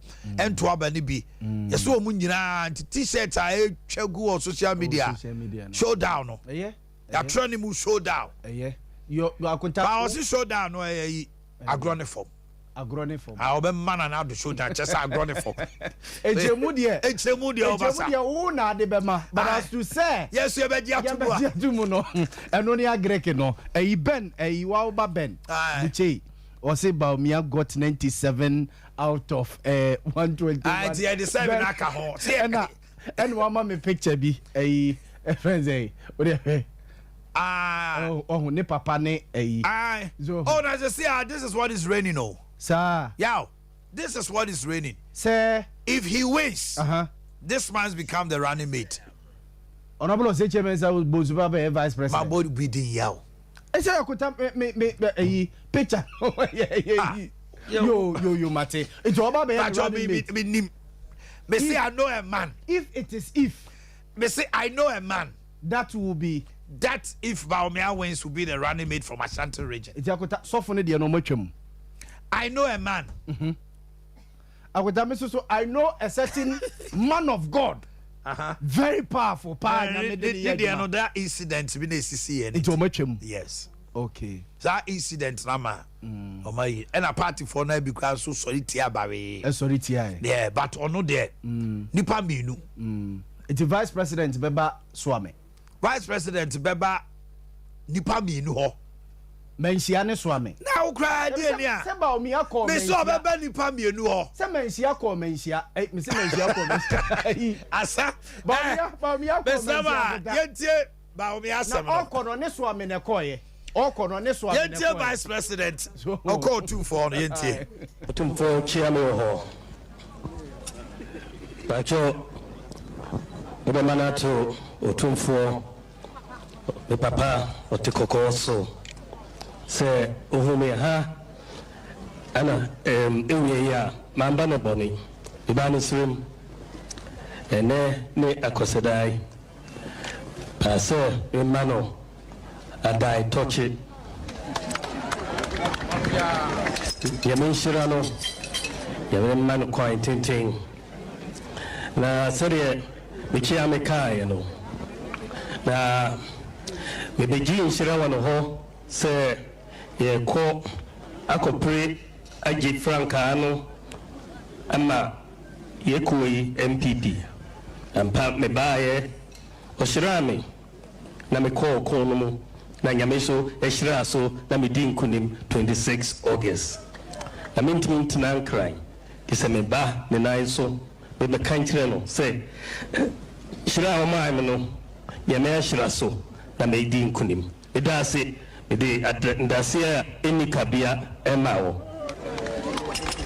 tone ohomfuni na santimanyi na midaspa de toso serie mechame kae no ekono yenyewie ba kuka hoa eyo imi 4th of November ebeyi frankatuni no midaso hia inshirano na me the mayor did see no betu ni bio se mame shira na kire me kwai na me mfanko enko q ti medawa sepa ya me shira o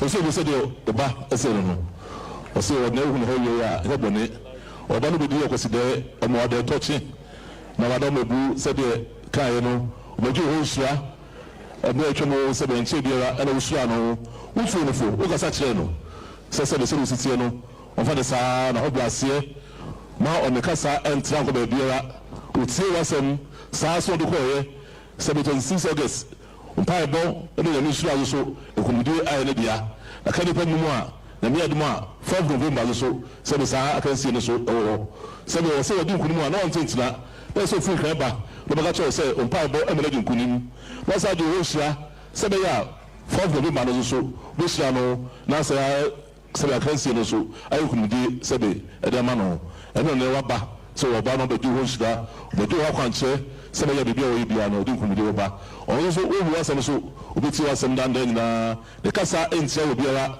obekọ so na de onim o so yema Ghana no sa no beka na se le futu no aboma di kumudi abre no o de wase o so di hosia o be de chi ko na papa o so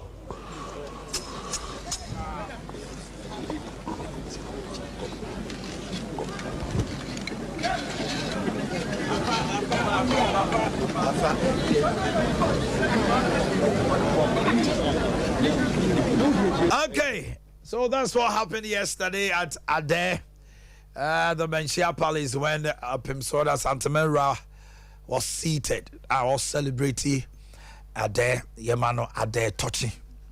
Wafe, now what is on you? Hey, Adum Glace, no, Ukrukra and you.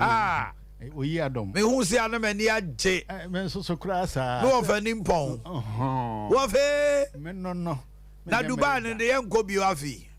sɛ maka kyerɛ o sɛ na enum hɔ no pɛsɛ nke yɛsa akɔba na sɛ menkɔ budai biem ɔmfa me kokuro no a wɔ mu nguo no kuro bɛɛ na ɔmu ngu Tokyo and obi timi de 83 na afɛ deɛ so a young man no na memfo wɔ mo ho nkɔtwitwi memfa na ɔsusu nyini kyɛ adwumi kete ɔba pa na te sɛ bibi abɔkɔ twerɛkonkron so de ahoɔden ni sɛ dewa Grace gift aso ɛyɛ ne aduro no ɔfa yɛ nkɔ ayo Grace Gefete Heba Clinic mesrɛ mo mame ninka nyi ɛnan no mfirim yɛde yɛba da bia yɛka Grace Gefete kura nsa sɛ nka yɛba wadese so biem nanso so yɛyɛ ne sɛ ɛnyɛ yie kyerɛ sɛ da bia kɔtɔ foforɔ bɛnsuom ana yadeɛ nso deɛ sɛ abɛka nipa ho ni sɛ yɛ yadeɛ na si yɛ yadeɛ anti sɛ yɛansɔ kanea na nsi kanea dua no so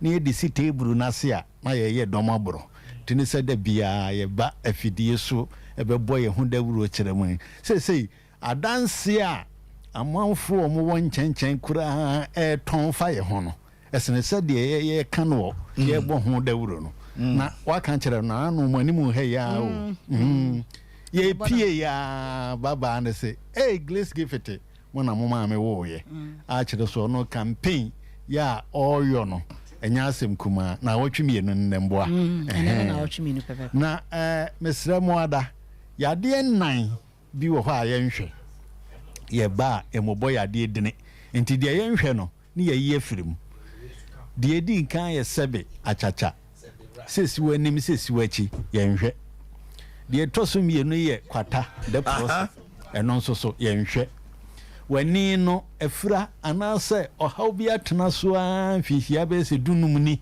na sɛ ompɛ ho asɛm kan ya memfama na emum sɛ yɛ goroko ma sɛ yɛ ho anhwan sɛ yɛ ɛtɛ sɛ afura na sɛ enya mfie dunum de a you are qualified.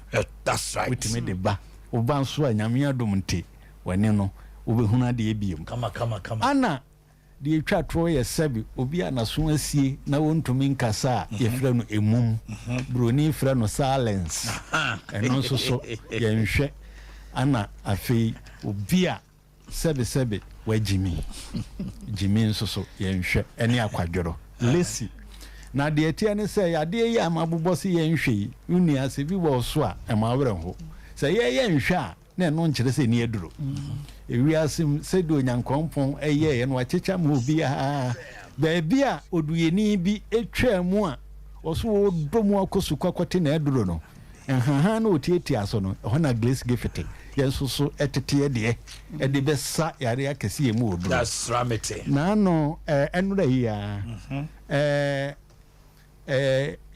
panyini wiem sukuu entity abia opanyini wiem sukuu mekyerɛ senior high school de wo asante achemagogo a ɛyɛ nipedene no Collins sɛ sukuu bi wɔ hɔ friend Collins mena na bi wɔ hɔ na ɔfrɛ me nwumere na kyerɛ sɛ ɔmo enua koro ababa sɛbe em sɛ ɔkɔ fikyiri na sɛ de osi bubu fa so nwumere no ohuna mane sɛ yɛsi ababa no wonde ne de ne ba otime fi nyina sɛ ɔmo akosua de no ontumi nkobi ɔpagya no kure enye yie na kyerɛ sɛ ɛne yɛ dene severe dysmenorrhea ana me se na mesrɛ anka ɔmo mpa akakaduro yi a na nkwadai sɛ bɛyɛ ɔmo benya bi wɔ sukuu mu hɔ no asɛm ntom yɛ ya akyerɛkyerɛfoɔ no a ɔmo te sukuu mu hɔ no bi no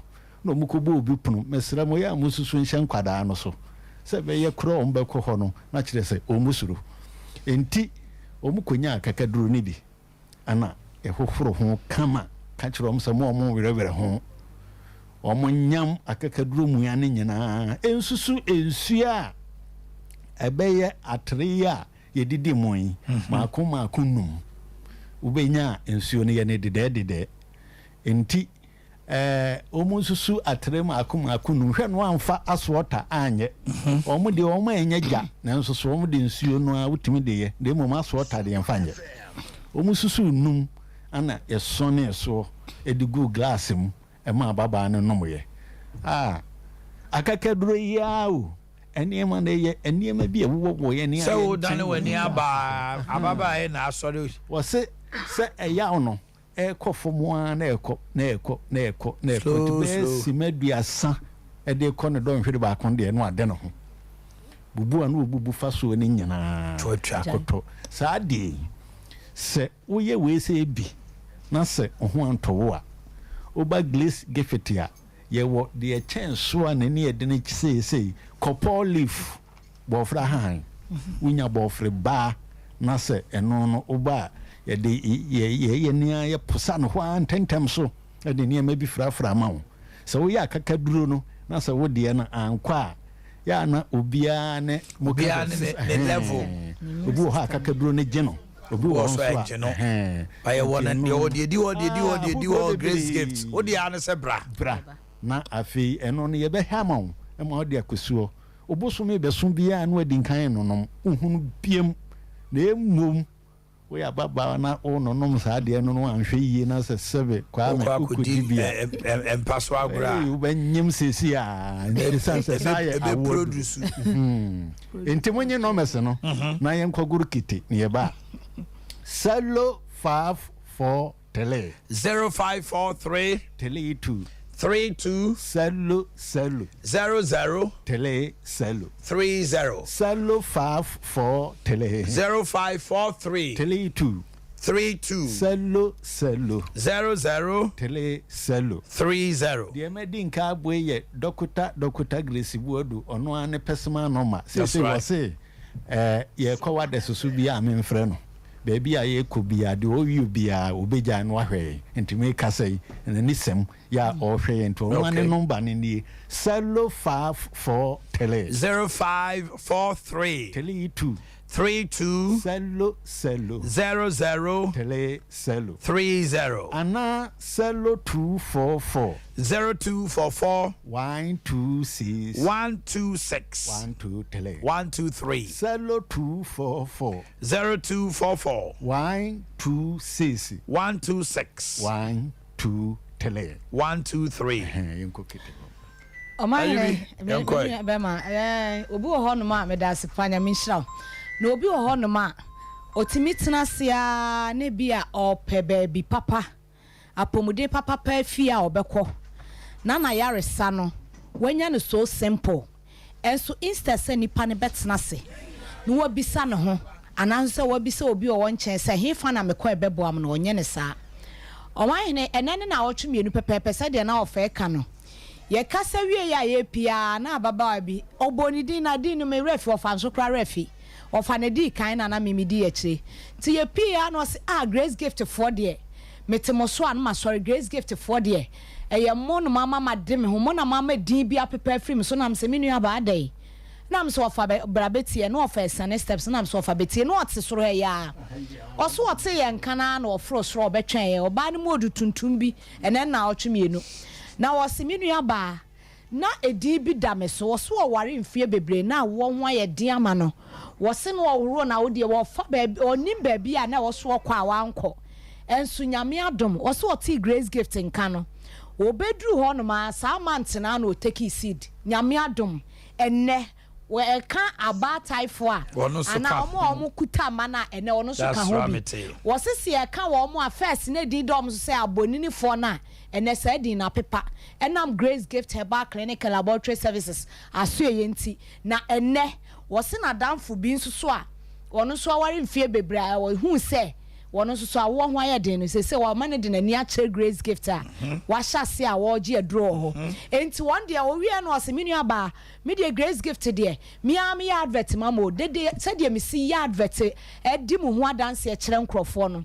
nyame nhira mo pa na mo ya de wo so wote se aba no wote soro he ya no wote ho a wo twen ye enti de ye kan se grace gift herbal clinic laboratory services aso ye metena ha no nkasa se bi e pesa okọ ne agi usikanti da bi se ye no nko anti dia enke ye metena ha se enka ye no nko anso anka Dr. Grace Bodu won fa ne sense ni bo no won kan kire se nya akukwaduro kan kire se mokọ afidie so a ananso se ono kra betena afidie so on ka se wo dia won anti abre no achinkira abre na onye heba doctor bi ani a wo dia wo ba ya o se me beto nchia enti se nchia to no mu no na se eduru honom na so wontimi nya eno na obehu se wo tumi nyame ama ne tumi so mfa nsan yare ananso se nyame ma ne tumi a enti de e kan se Dr. Grace Bodu asoye Grace Gift Herbal Clinic Laboratory Services asoye no obi mfa ne how ma no nsan so nsesa o how no nkoda bi eno de ye achi wade ye kura se wo beduru ho nko ade nyame adom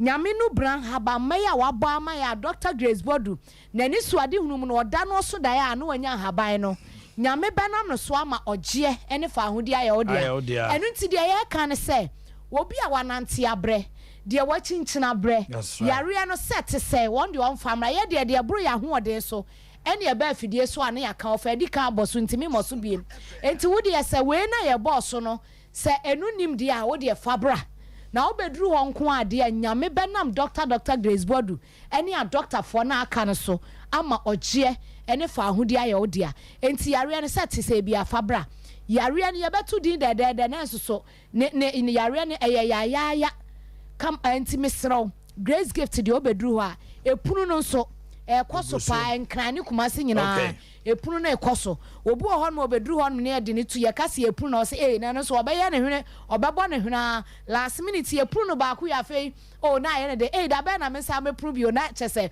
wo hu se ye nananom tetete atempo na Dr. Grace Bodu de bia Grace Gift aso ye betena ha ye boso se tete atempo no ho na no ya twe na adwene ja so se mo kan Grace Gift de munim de mo ye na nyame na mo so eye nsenkyerene ne anwade enti de ya kan se obi biara mfa ne ha no medan no ba o ha no etu obetwa se kurum ha obehu ye wo ohwim suku nkwantanan so that's right ohwim suku Johnson badekase kwantempo no so ana enknan Kwapenta town ehonso wo so ye wo nu atwemota petroleum na no ye ana mefiri ho ba na dom egu ho no nu atwemota petroleum kromu ho no mesra mo mfa nche me nipa doso ho pa ankran kronum ana ahasei adwuso ye kuru enkran so anke ho ye nkran nti ho so bai tre ne nipa egum no enam se nti yade enso de na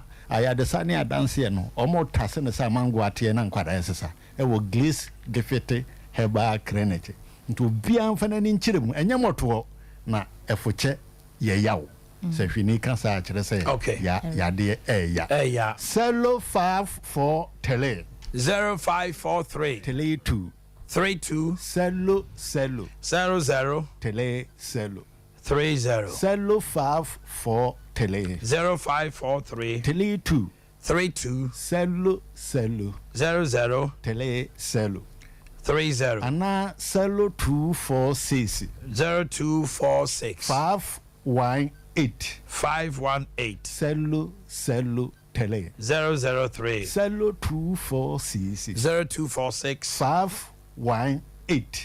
518 cello tele 003 Nyami Shramu pa. Okay. Beni wabeja 4 to us free more Grace Gift.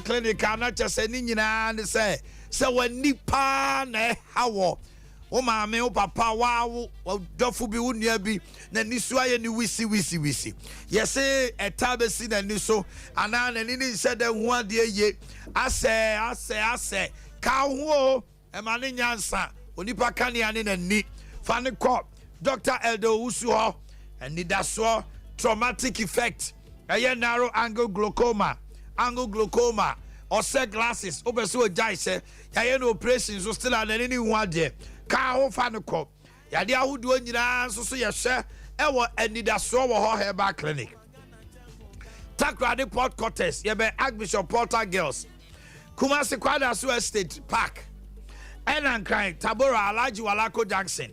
Your number is 055-990-1234.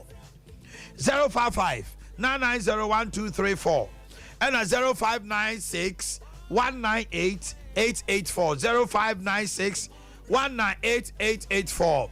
Yay, me mami hondo dono na ne nenti chino. Mami da bia wo frese wo huna mane. And am papa so wo bre. And I mean, no, what top form won't be nante, the 9 crowd, the sciatica cow. Got 21st clinical. And trauma, I feel Gobubungu answer. Who's a Sanya Mana Sasiepe? Cornea for massage, machines, I can see machine treatment. Yemfa herbal medicine, papa. Yasaid I am a sciatica, no yemfa mouth.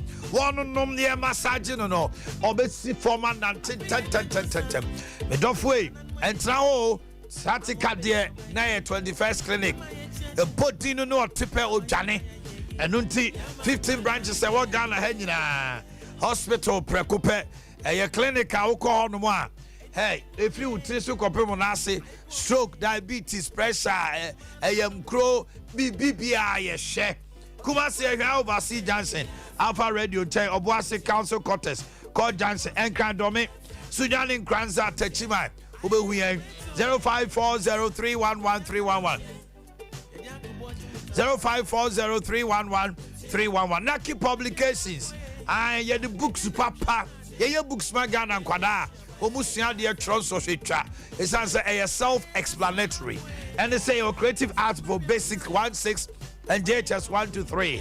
Your creative arts and design for basic ayakabum 1 to 6, JHS 1 to 3.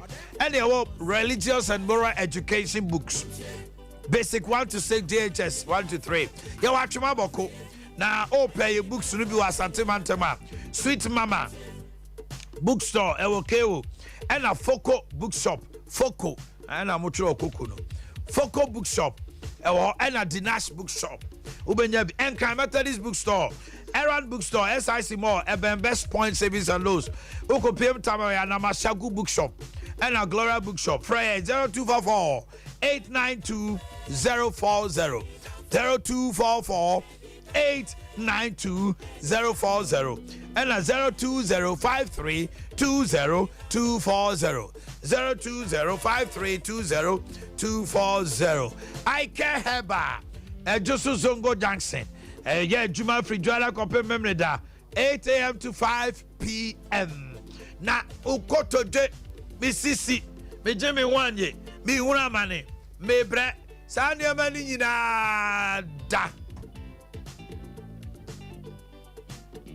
bibia da di bidema koso kama baba den na fo ni kire Josu Zongo uni ukoto de ya uya severe waist pains wo kwon wo honam tutu ni nyina ye I care herbal clinic I fie ye de paroni ba maba for waist pains, joint pains, rheumatism, general bodily pains and headaches, and ye de high blood pressure drone e friend hepati oboba ebe check your pressure kama moja bedi mu afusane menstrual pains ni menstrual cycle nyina ye no bibia be kama hepati fre 0530-721-165 0530-721-165 and 0530-288-510. Francis Dodovi is seated. Good morning, my brother.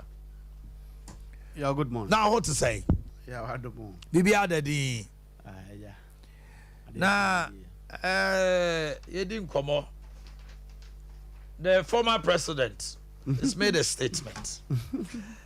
Ghana Bar for Ninyajini. Amaliba so the Atoso said the Ghana Bar Association is gradually losing its voice. It's becoming a toothless bulldog. He's a member of the bar. Why should he be talking like that? Ebi Mufi say, Yanya careful. The judicial system is the only thing standing. The last man standing. Yanya Mahone Tutuna Basanisra. Ebi to make creative problem pa the Amankana. And from the words coming from the former president, my name is Sebine Ajin and Noesi Bonio, but Omufi say he's been there before, so he shouldn't be talking like that. Mami Tiwano pay. Yeah, me that's it. Ghana ba handa mo president. Anya ya boafu. Ya boafu. Anya ya Kumasi ya boafu. SK boafu ba no. Na renti o ye Ghana ba. Asa me bisa o. Ono a. Na sambe bebi a ekoso ya boafu okwa president no. Me nye lawyer dey nso na me bon price wo benya. Ese na ya wo say and one of the front line campaigners. Okay. Say ye okwe Kumasi for nteja. The ope Adea Kokotokoso ye na bro ntina me bon price wo benya. Na mentimi hu say opesa wa impression mampanyi Akufo-Addo, I don't know, because look, Ghana Bar Association yeah okay say krom no omo wa no pa o na le oma no na ira na sa ira how sebi nyama ekokoso o man we mu o mampanyi etime kokot ko luzu case na dia de nyina. They are not talking to it. Economic situations in Yama Basa Basa Sebi Ekoso, Omunkasa. And I expected your boyfriend to do better. Than what he's doing. You feel disappointed by him? Yeah. I mean, I like him. He's a very good friend. Mami Kanasa. Basa Nanse Yama Ekoso. One Kasa. Preocupe Ora Mahama Kasa Edia. Hey. Wababe Kasa. Yeah, only Mojuma unso bruni. Anamebwa. No cry. Na oti ejuma we bruni bi ba uso. So wa beji wa konya. Only Mojuma unso bruni. Anti ora mahama only Mojuma nti unso bruni. Wow, nsemo ekoso nyina no. Wa nya Adea sebi obo ne siremu na aka. Ye nsemo a ye wo omawe mu a asisi. Na don kwa appoint judges 80. 80. Me back say ono akrasa kroba be laxus yes no appointed be 11. I just say so far I say 80 cronies. We called various places. Yes. High court nomne ade nomne sa ne mani nyina. Judge we gina ho aye campaign ama nanado. Justice me pese me body. Justice Jew. Honyenuga. Honyenuga. So on there no ho that. Na na wo hin okoye campaign wie no mudi no ko hin onti ase de obodin yes Joe omo nyina ye MPP fo a omo aye parliamentary candidates da yeah but the Kluge also mentioned that there's a high court judge now who is a former member of parliament for NDC one money din there but also say if it is anything to go by and to honor swear the can say Bible say ye wonyama nyina hu kwan enye ni nyina na fata ye de me ka so wate anti se wo kra no wo de fan nso pass fan sa former eibu wo no waba and I also wo anti wo so be the same thing now wo criticize wo so be the same thing and as a matter of fact said de wo si di wo party for no esi ye ko no eni anyan ya no wasam na ye ka hwe Justice Dennis Aji se na okrum ha what is on one appointment to be caso a party we and a party we? What to be that? No, because on your party ni mapa. Yo, kasana ya na enyese obi a judge ni and a didn't call a Supreme Court and a High Court in the UB. Well, I come across say on Mampenny Nyama or Yin, I said the party for Nana or the Eru. You see, these institutions are young per se, yedi a manual befra.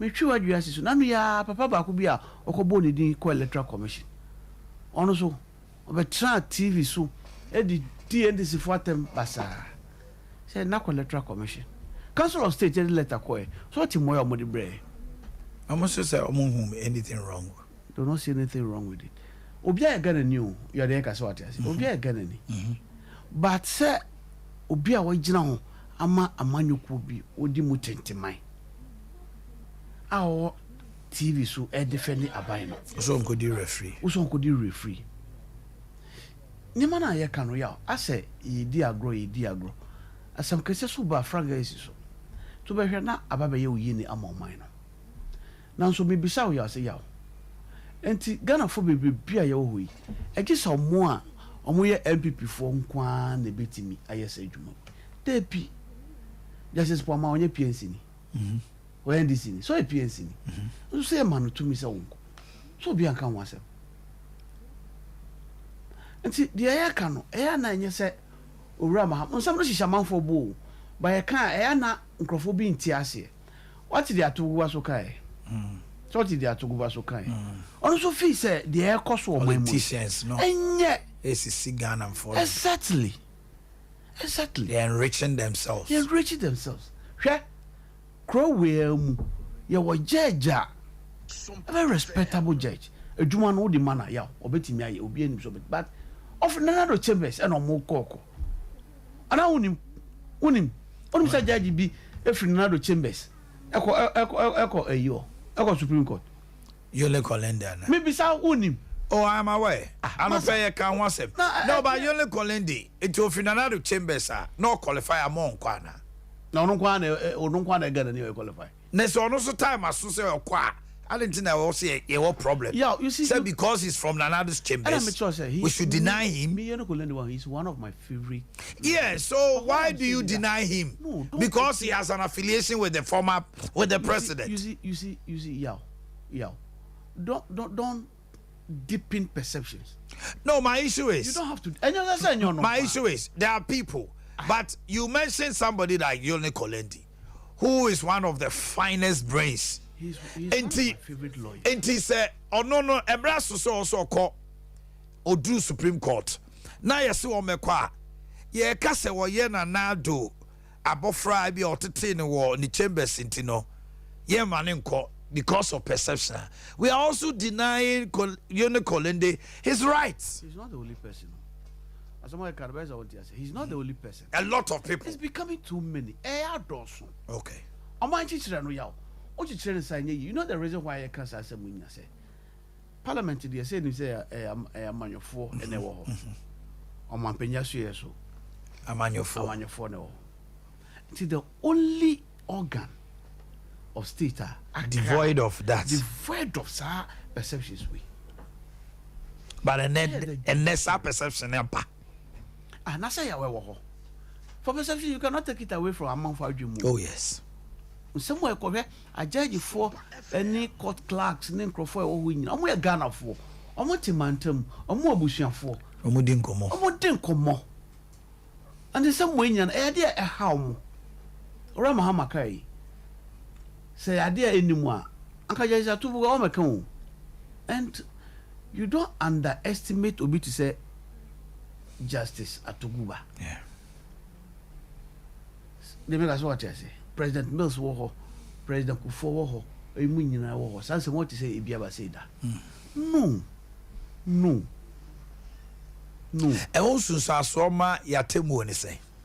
E won sunsa soma yatemu ni say. Wonya atentre ne pepepe. They make us what I say. You see the essence of all this is a judiciary no. Say we are there or treat truck oni mu bi obi. The oton could be only classmate. Wow, the order of food only Sancrophone. Or more cockot or some mutiminia at Trenia esse a fata. Was assembly to me, but we to me, Cassette. Assem with a bombable. Mammy Yimmy, who you can't go for. Let me recuse myself. Mammy Tinan Chang. Because none from Emekum. Me ye nipa. Ebiana. My bone tear a chiano because of relationship or meaning. You make us what I get you.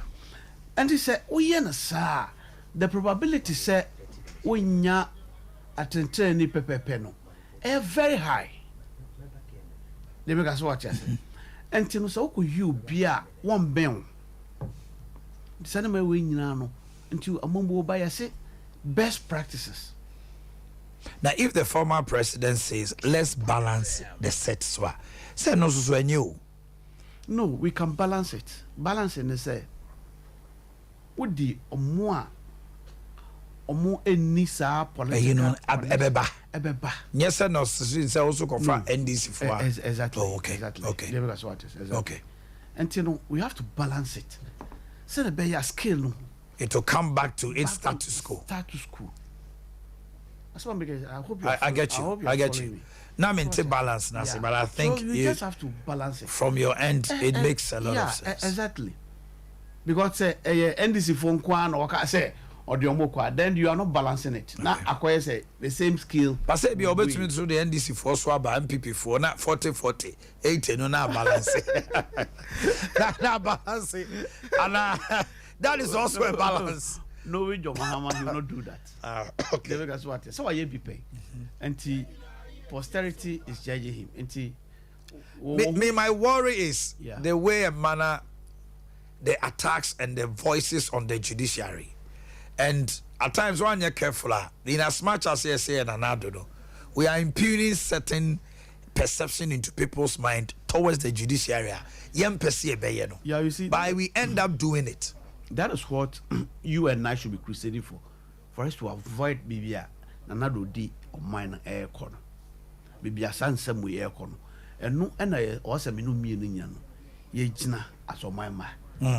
Said a bay ya, Bibia care corner, yanko. Internet me say a brand who be here say, ye becca san some way. Now ma a month for any a DH. Near who says, say ni echo, ne enya papa, more on mine. That's what you're saying. And for him, knowing him who he is, he had opportunity 4 years. He did not pack the Supreme Court. He did not pack the Supreme Court. And sometimes I can't say no. I have found a trust and I saw ye be or ye we. But on the scale of it, he didn't do that. So I can't quite so be. But when ye dear also drink a channel, ne on mining, you know. Yeah. Omani ya toss obusia kwa ewa Ghana ha ye eburu 2 million anambe wa obusia kwa no tross. And the beauty of it no kra ni say wodi a judge bi ebe free ball gatanga edina ba ho wodi judge bi ebe free wa no de na ko. You see, then we are uniting as a nation. But so why ko fan crofo am free chambers crofo a oni omudi agro crofo mo ye party for. What is Ghana for be and also see political parties here? Oh yes. Tia you mu would you be free would you be free mantum sa if you are in a free high court ha would not. You see, then it makes the whole nation on my nino any ditches sa me sumi ye me a gun so boa what transfer my year judges are about 20 years. The boy what 30 1 what's now will leave it is any pan out no qua. Near who say, sa or mine or Miss Omeka. They make us what I say. Was Saint-Chi, for example, Sacred Gua, a Sacred Gua, right? A Sacred Gua, a blue say she. What does the whole Ghana? Just bring them on board, bring everybody on board, and unite the nation. Now, just a few ones or more or Hinano, if we say, you recommend a judge or Madame Fo or the Mamma Fanonco. What because our bar or a council or bench after appeals court a bit or bench or say a lawyer for no. Say, we say, what bar or bear 12 years or so. After 12 years, I think. After 12 years, I think 10 to 12. You bet me. I'm out. They be out. They be out. Kawasem. Oh, Adea. Number of years, ubetimi ako. Yo. Oh, kasa ubana out. Number of years, ubetimi ya den ako. But we na say media nam say yes 12 years and 13 years. Well, we were Madam Fo, we are Makoda. Francis, but has that me bow? Sana mono ayekano. Let's say be as it may. Yeah. Or be as it is. Yeah. Has there been certain ruling now? Because of Omo Akwa and Cheye. Ever since Sebi and another years, I know. Omabu and Tenchia B. Omo de Anu December Tuja from the Supreme Court, from the Appeals Court, from the High Court, and Cheyana. Yeah, you see, a judge for a lawyer for almost the law lies in the bosom of the judge. And some will be brave or what, yeah, if he say, and can bet me I could this way. Share, Judge Quincy daily trial. The VR, if including a diver to a crack, I say, Yankway. Omra court, not the idea. There can be exceptional. So what I say, I will not be able to say emphatic say we because we MPP did not going to say this. But what we are saying is that yeah, and I'm so muy nipano. The probability no said they can be coerced very high. In some way, I can yeah. Okay, I say national security minister. Ebeka say we be. Said the biano. A kokota. Ye kokot na. Ye butia de biana abide the asem kokot de biana abide edi kunim. But say and also so there. The laws are not based on maweni bi na maweni bi. It is based on your evidence. What the game is evidence and the game is proof.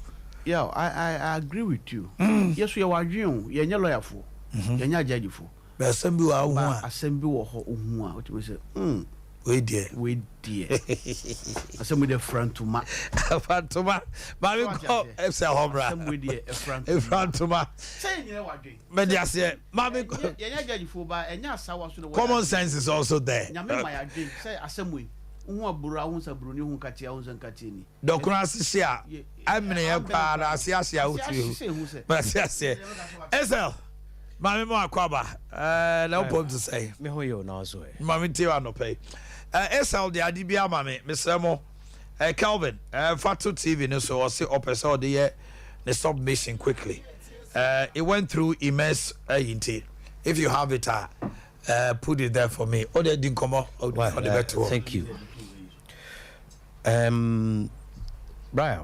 Yes, my brother. Mami chia na menchia woti for no wa for so na no pay. Na menchia Dodovi. Na Dodovi, I'll start from you and your NDC. Say, Oman we say, baby, achichiro mana ba bedru no. We will not develop this country on the whims and caprices of NDC, or on the whims and caprices of what President John Mahama feels. Okay, that is what is should go. And that's no. What do you want to say about it? This is what my dear Mama Keono. You ask Dodovi a particular question. Say Omobe Pake Supreme Court room. What did the former president mean? Or the Enchimude Baha. He was lying. This is what the former president said. The 2024 NDC flag bearer thus advised party members to take up careers on the bench to balance the numbers. Okay. It is clear. NDC for alcohol, and that is what he means. I don't know about Trugu. Or you don't have the courage. So I encourage some of you to look at the careers on the bench so that we can balance out what the current situation is. We must be prepared as NDC legal person to also go onto the bench so that we can balance out the judiciary. I think this is I mean, for me, if this is what the former president is saying there, it means that he admits that currently NDC members, they don't like the careers at the bench. So is this the problem of the judiciary? So ukokoye law, ukoye ya county na ye. Me wo na form wo qualified accountant, chartered accountants. They don't want to work with the controller and accountant general.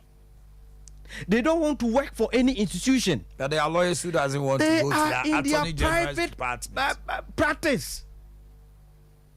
So when you see, say, obi akon school na kotna ICA, on na kotna accounting class, owie no ono wo audit service, obi ko control accountant general, wo de ohu ye wo se debi, wo de o pese afeswa, you should be able to provide service to millions of businesses.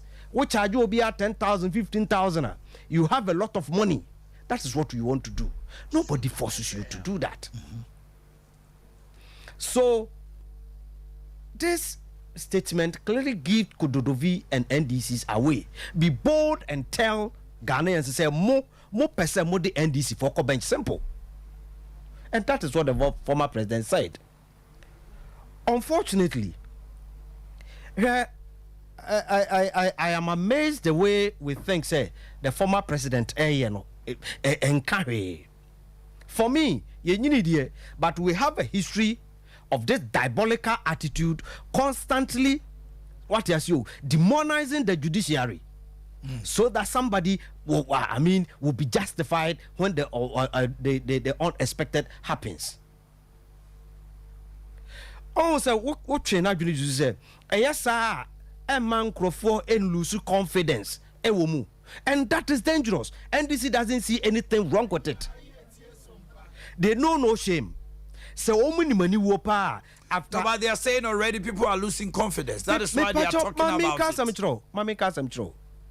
As we are here, when you go to our campuses and you ask some of the ladies, the problems they go through, even in the hands of some of their lecturers, they will tell you, should we close universities?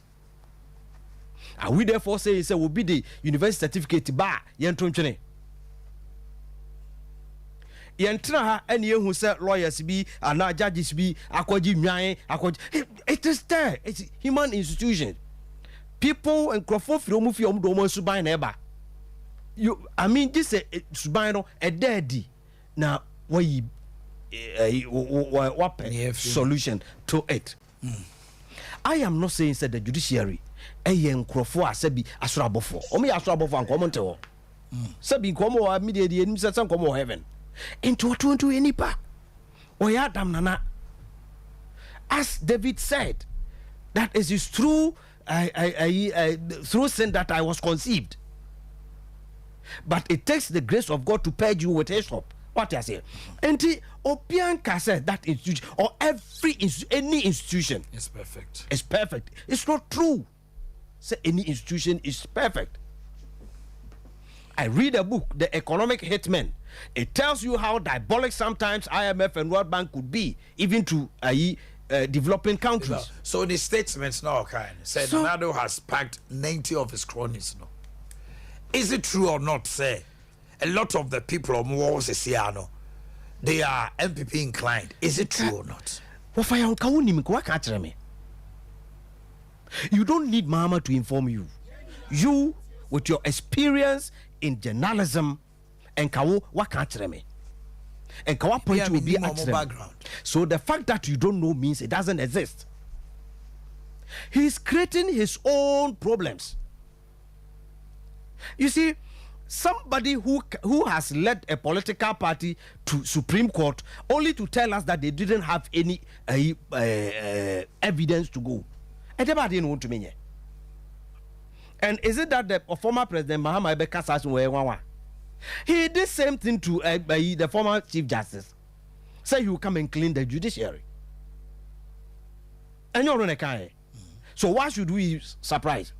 And let me tell you, if you want to know how holistic Omanhene Yaw, go and look at the CV, the curriculum vitae of the current Chief Justice, and you see where she got her most of her promotions from. Atamils. Her rise to the judiciary was under Atamils. To the point she was very, very, very close to the former president. But the woman is qualified. Edru baby and narrow it down. People will think that Nanadu will give it to Uni Kolindi, isn't it? Yeah. But you see, wisdom prevailed. A man the command, this woman, and everybody hailed it. And people have attached the woman to Omanhene Dada, Mama, of course, and even attached it doesn't NDC. It doesn't take anything away from the judiciary. It is her competence. Unless no just obey NDC Adea, then we can talk about it. Now, so almost on my Omanhene Dada, Mama, who's MPP Adea. When you send a bad case to a court, you will receive a bad judgment that like NDC did in 2020 elections. Say a political party or if Ghanaians will take things serious after say doing Ketia's revelation. So I want to be on Friday back no. LDC shouldn't have been involved in Ghana's politics anymore because we don't take anything serious, and that is why they will take us. I mean, they will run us the way they want. Because for you to have wasted the state's resources, our attention, the security, the implications, the tensions in this country, and you later turn out to come and tell us, say, you didn't send any evidence to court, then as if say we are all okay. Right now, I am surprised. The media, the civil society organizations think that we normal. You see, he was talking about accountability, right? He's not somebody who should not talk about accountability in this country. He says you're not going to. He's not, because the point is that you see. He says he's promising Ghanaians he will not be a clearing agent like Nanado. Let me tell you, quite recently we've been talking about greedy politicians in Africa. The former president is one. Greedy politician. Oh yes. For 30 years in Ghana's politics, what do you have for Ghanaians again? 30 years in Ghana's politics, what do you have for Ghanaians again? Tell me. As a deputy minister, vice president, as a president, what does he have for the country again? If he does, he should tell us. So Omanhene Dada will be a uncle. Omanhene Dada was in the country Ghana for. Mfie Duasa, what about deep Ghana politics anymore? Anan was our Bongo Bay, near 29. Near 29. So you were in politics before Ali Bongo. Mfie Duasa, you should tell us, me, Ghana's politics should credit me with this pen. But we are tolerating you. Ghana to credit with the pen. That's all. Pen. Ghana, Bahama should tell us that Ghanaians should credit me with this pen. He's done some infrastructures, which is. He should tell me, say, I am the originator of this pen in this country after 30 years. And I know, you see, this pick and choose thing. One year, time one, Jachikwesi case called Koti. Jachikwesi case called Koti. Is it not at the same time that Elembele MPD Echo Court? I photography. And just that time now. Yes. Okay. What was the decision of the court on Sir Elembele? She was cleared as a citizen of Ghana. Auditor General versus the President. Was it not that unanimous decision? Against the President. Against the President. So, from the Supreme Court. Is it that the former president is engaging in selective amnesia or what? Well, There's a Koyemano there. I mean, no, but so, he should be consistent of the country. No, you see, and he's a personality of repute leading a party. To who be business, his utterances are not helping the revered officer Okutan Sisiano. Right? I mean, let us call a spade a spade. He's becoming too much of a sort in the sense that you see, you were here. Former president Obibi Katreya, was he not here? That the younger brother was clearing the goods from Temaport, issuing 44 dust checks and you could go to your ankle. And he's talking about corruption. He should go and tell us the balance sheet of Merchant Bank when Merchant Bank was sold to Fortis and the processes he went through. Your family member, you owe the bank and the bank was collapsing. All that you can do is to sell it off, a Ghanaian asset. You sold it to individuals. He sold it. Similar thing under NDC Trust Bank, they sold it. But when NPP consolidate banks, you say we have collapsed bank. But you sell it out to individuals. So to me, baby, I 2024 no. I always say we will bring NDC to policy of discussion. We will do that.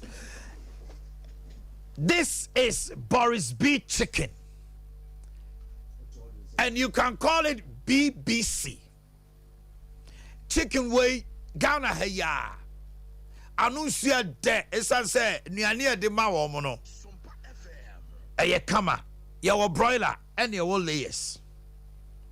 It is halal. Halal no kire say it is slaughtered by a malam. Tiemiye. Enunti, oya Christian, oya you want say kremofo, omo sa chicken no, ohunu de oya ya. But it's be a said that my malam or slaughter chicken or wo machine on the gyina ho a oya no ho atuma body empire we are Allahu Akbar. Come say ni Muhammad sallallahu alaihi wasallam no was slaughter. Etu ye kremoni a wo we Boris be chicken a ensuachire. Organic. Say yemfa antibiotics ne vitamins ne storage in shame man ne kutu. Now we Boris be chicken out him say yes. You were 1.6, 1.4, 1.3, 1.2 kilograms. You were the tie kwa ya package. You were wings. You were breast na ya no chest in the busse no. Gizzard, layers. And you want mince meats. I demand cramai. Nina so go for tomo mon cramai pa. BBC branches in the sale out to Bantama High Street, Presby Hall, Aswasi Market, Santasi Roundabout, Unity Oil, any dish anymore. Anna Poku Trading a Doom, SG Mall, Top High Tech, Shell, Body Junction. Yarambano, a hot bo 05444453. 4 near 1 2 3 4 5. Ubo 05 444453. Fresesia 054444. Kennedy Digital Satellite. Ane ye Tom Nepa ewo Kennedy.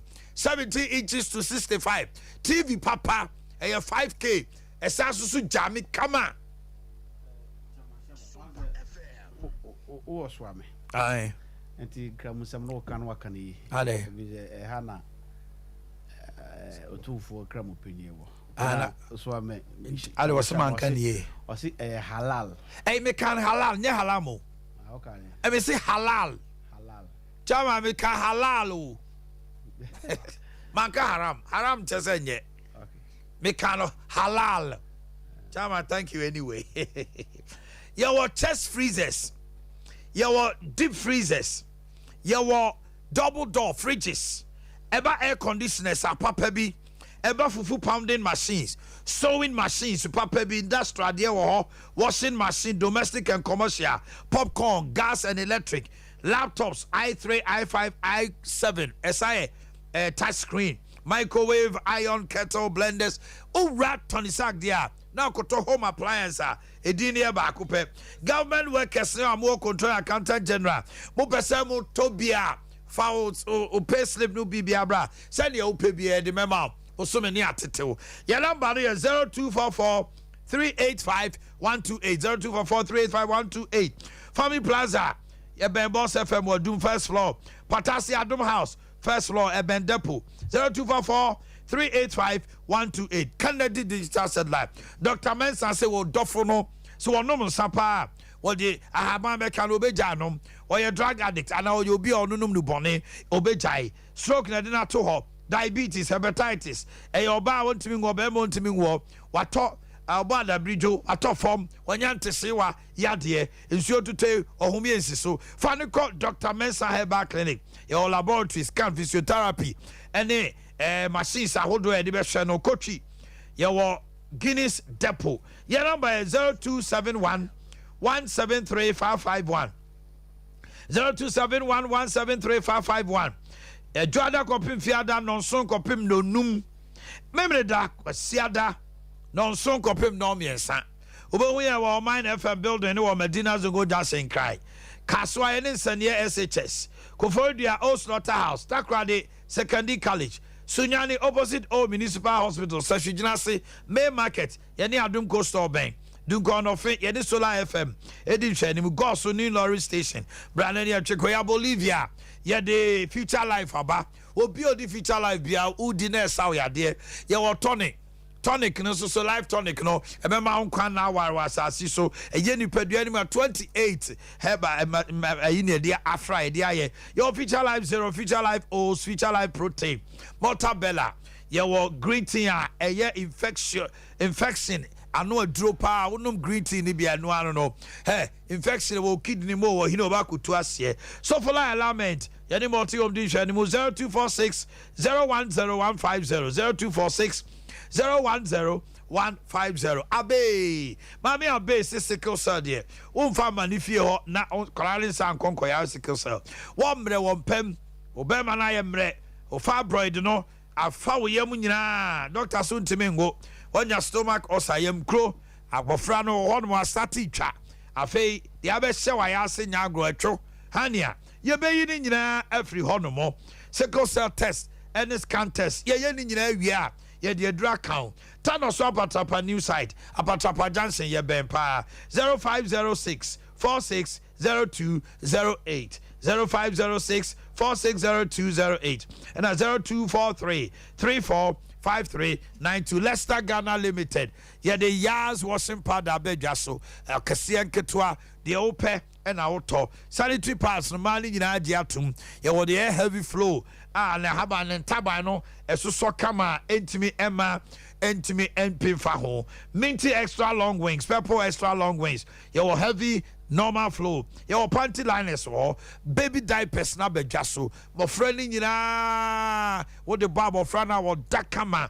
Samson onya a year nappy rash. Your baby wife so the father frana ton kama. Your toothbrushes so a jasso. Duke, Duchess, Princess, Monarch, Nidinu cred de 0501 390 337 0501 390 338 0501 390 337 0501 390 338 Edum Otu Foster to Ninchobo Huye Dimpa Natural Health Ohonam to 2 Wachiri ya sorry awani su brew what I want na Nina ya also symptoms one share ya obe fisa jama ya bo diabi obetimi ko wose jama obi na ye no also di agrobe how na stomach also last stop no any dimpa ya was second floor we last tower the chem so be share kwan so your number is 0245 118434 0245 118434 and 0246 744 744 0246 744 744 na yekoya nima no mami for we twem na fe mimra back to Francis oti asika Rural Bank eno anu no se abofra no e wo se usiesie sika ma na dachi ohuru savings die wo infant minor savings account ye wo fixed deposit susu account ye wo savings account current account oti asika wo ye government worker now pebose abra salary loans salary advance susu loans no ye kabom miensa ne the amount your contribution. You are not afraid. Just come. Funeral loans were a year bosia.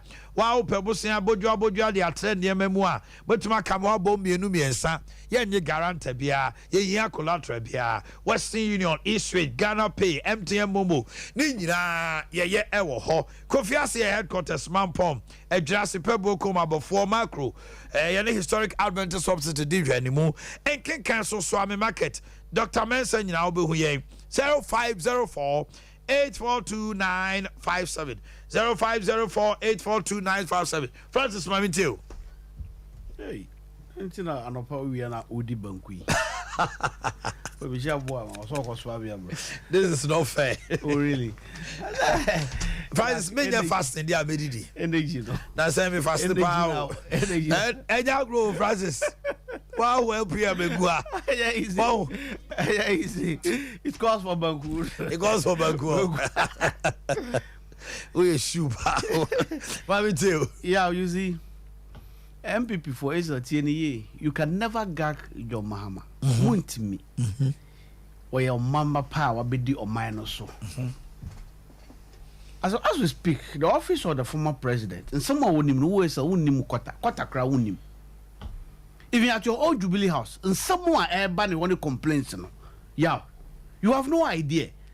And because of loyalty. It is not because of look. You have all say. So he has people. He has people. Yes. He has his ears on the ground. Huh? So you can't be a former president. Exactly. And you don't have That's what I want you to understand. With every ministry. You see, Manenti say not because in his quest to defend and not doing it, no. If he say he knows better than Omanhene Yaw. No way. It can never happen. Look, yeah, I prefer a greedy Yaw than a very corrupt Akufo-Addo. Really? Yeah. Obia Oyo Masikan. Sika. The idea now the proof is why we are my Sika. You are being too blunt. I have to be blunt. You want me to be blunt? What shows why he was blunt? Why he was talking about greediness? No, you're blunt. I see what did 30 years. And I'm say. The office why BBA we do and I'm say. You will prefer to you. I see you say onim. You will prefer a greedy your mama to a corrupt Akufo-Addo. Oh, seriously. I mean that. You are behaving as if you don't know the history of Africa. You are comparing Omar Bongo to Ali Bongo to John Mahama. Esa, when your madam for baby says, how dare you compare Ali Bongo? Obiano, ni papa, ebe dear. Or my track when you want 56 years. No, then abe dear. You are comparing such a character to John Mahama, who is a Democrat. Now go for one day on the minister. One day MP da. One go back, one sa come bienu. What is more greedy than this? And I'm someone said the animal refuse as a union and you crum hand yet. Or not shed mammy more say, or be president or do also that is all absorb the Oman president or shed mammy mukra. Shamambo Trukebia, yes, can almost say good play more, Muriko Guyana de Cochesi. I prefer I don't have any information to that effect. Massa Francis, but I cannot allow you to make very well wild allegation like that. I am saying it. Because you are saying it, but what is the proof, sir? Omasa sa omani sika kwa Guyana. Okay. Now they are going to have him. Yeah, no sense for our to because as I sit here, I don't have a proof. Massa, me say, I prefer a greedy John Mahama than a corrupt Akufo-Addo. I am saying it. I don't have a problem with that. I am saying it. You come and sit down here and say cherry picking. You cherry picking. Onim the Oka the as a nikrumwa. Masa, Akufo-Addo akokota luzu case da. Around him. 2020 elections, one luzu. So what's the big deal? 2012. One luzu election. One luzu. One court. On the document Koyank one winning. I mean, what is all this? He has lost a case before. You don't want to has lost a case. There comes the cherry picking. Oh, but chance will be how did it be used? That is the real cherry picking. Oh yeah. One can say another court 2012. Masa. Well, what say? Judges from me nipa. I just okay. They are not sacrosanct. And I'm one. And you come as a mono like as a judge for. Yeah, the one who can judge for someone. Won't you say at the end? Side defense we are falling flat. Masa. In your kruma yet some. And in democracy, you see, you have to talk. Now, how does a chair and another kruma? The only thing you want to so baby. How about to be a baby? Thank you. What about I said Akufo-Addo boomer? Thank you. Esel. It's okay. Esel, my into. I have not compared Ali Bongo to Mahama. I said his people said a year 29, but I cried in 30 years, and I stand by it. On the year 29 years, no idea. Omanhene Mama Dada Mama only 30 years. Has he not been in with for 30 years? Is it not true? And of course, Omanhene Akufo-Addo, after the tenure, and even say 2020 Kragana for to Abetiana, he wouldn't have come back. Because at any point in time, so I still stand by it. If for no greediness, I don't know what he's looking for Ghanaians any longer. And to me, I don't care if you see Akufo-Addo to be a corrupt person. Use one corrupt practice, Fanoko Court. I mean, let people know. I don't have a problem. But the point is that. But you see, please, please. Constitution. The Constitution doesn't allow that. Please, point out to one. The Constitution does not and at a point, there will be a time for you to take him to court. And when he's off, you can make arrangement. But for now, you can't take him. Good. He will go. What you say? But I'm telling you. I am telling you, say. So, Omanhene Dada Mama. Apart from say, and some all can any one. A person was say judiciary just for his own personal ambition. That he feels say, a and I don't see what he's coming with her and and even sometimes the arrogance that we saw.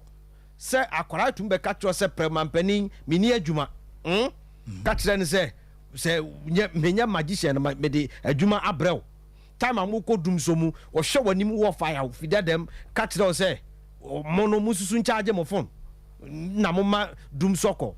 You see, when some people like them are talking, sometimes because of baby akwa kodru no say baby again apejo akwa kodru no, you don't behave like this. Enti akra tete hey we say don't we have loyalists or institution, but let us be consistent with the law, not because we fire no now we can't open.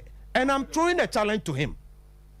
Omampeni that mama shasi say or say judiciary when they lost the 2020 elections petition our court. When they won't for my jatumu say court na moko you wasted Ghanaians time. Mwamfa adena modeko na baba kukrenim. And your chairman has admitted Mon rubbish is adeno. And even through your own Ashanti regional report, didn't you get a copy? What they the commentaries around the regional chairman. Finally. Didn't we see it? So the point is that say to mean swawo normal and kasa okechire na enye. Say what were the papa bi Emma Ghana for? I always say Ghanaians will never stop looking for good jobs. If you have anything good for Ghanaians, focus on that. Thank you. Any attitude, it tells me he doesn't have any for Ghanaians. On this note, we say thank you. This. He doesn't have any. And we say have a wonderful day. He doesn't have any. He doesn't have any. He doesn't have any. Thank you, gentlemen.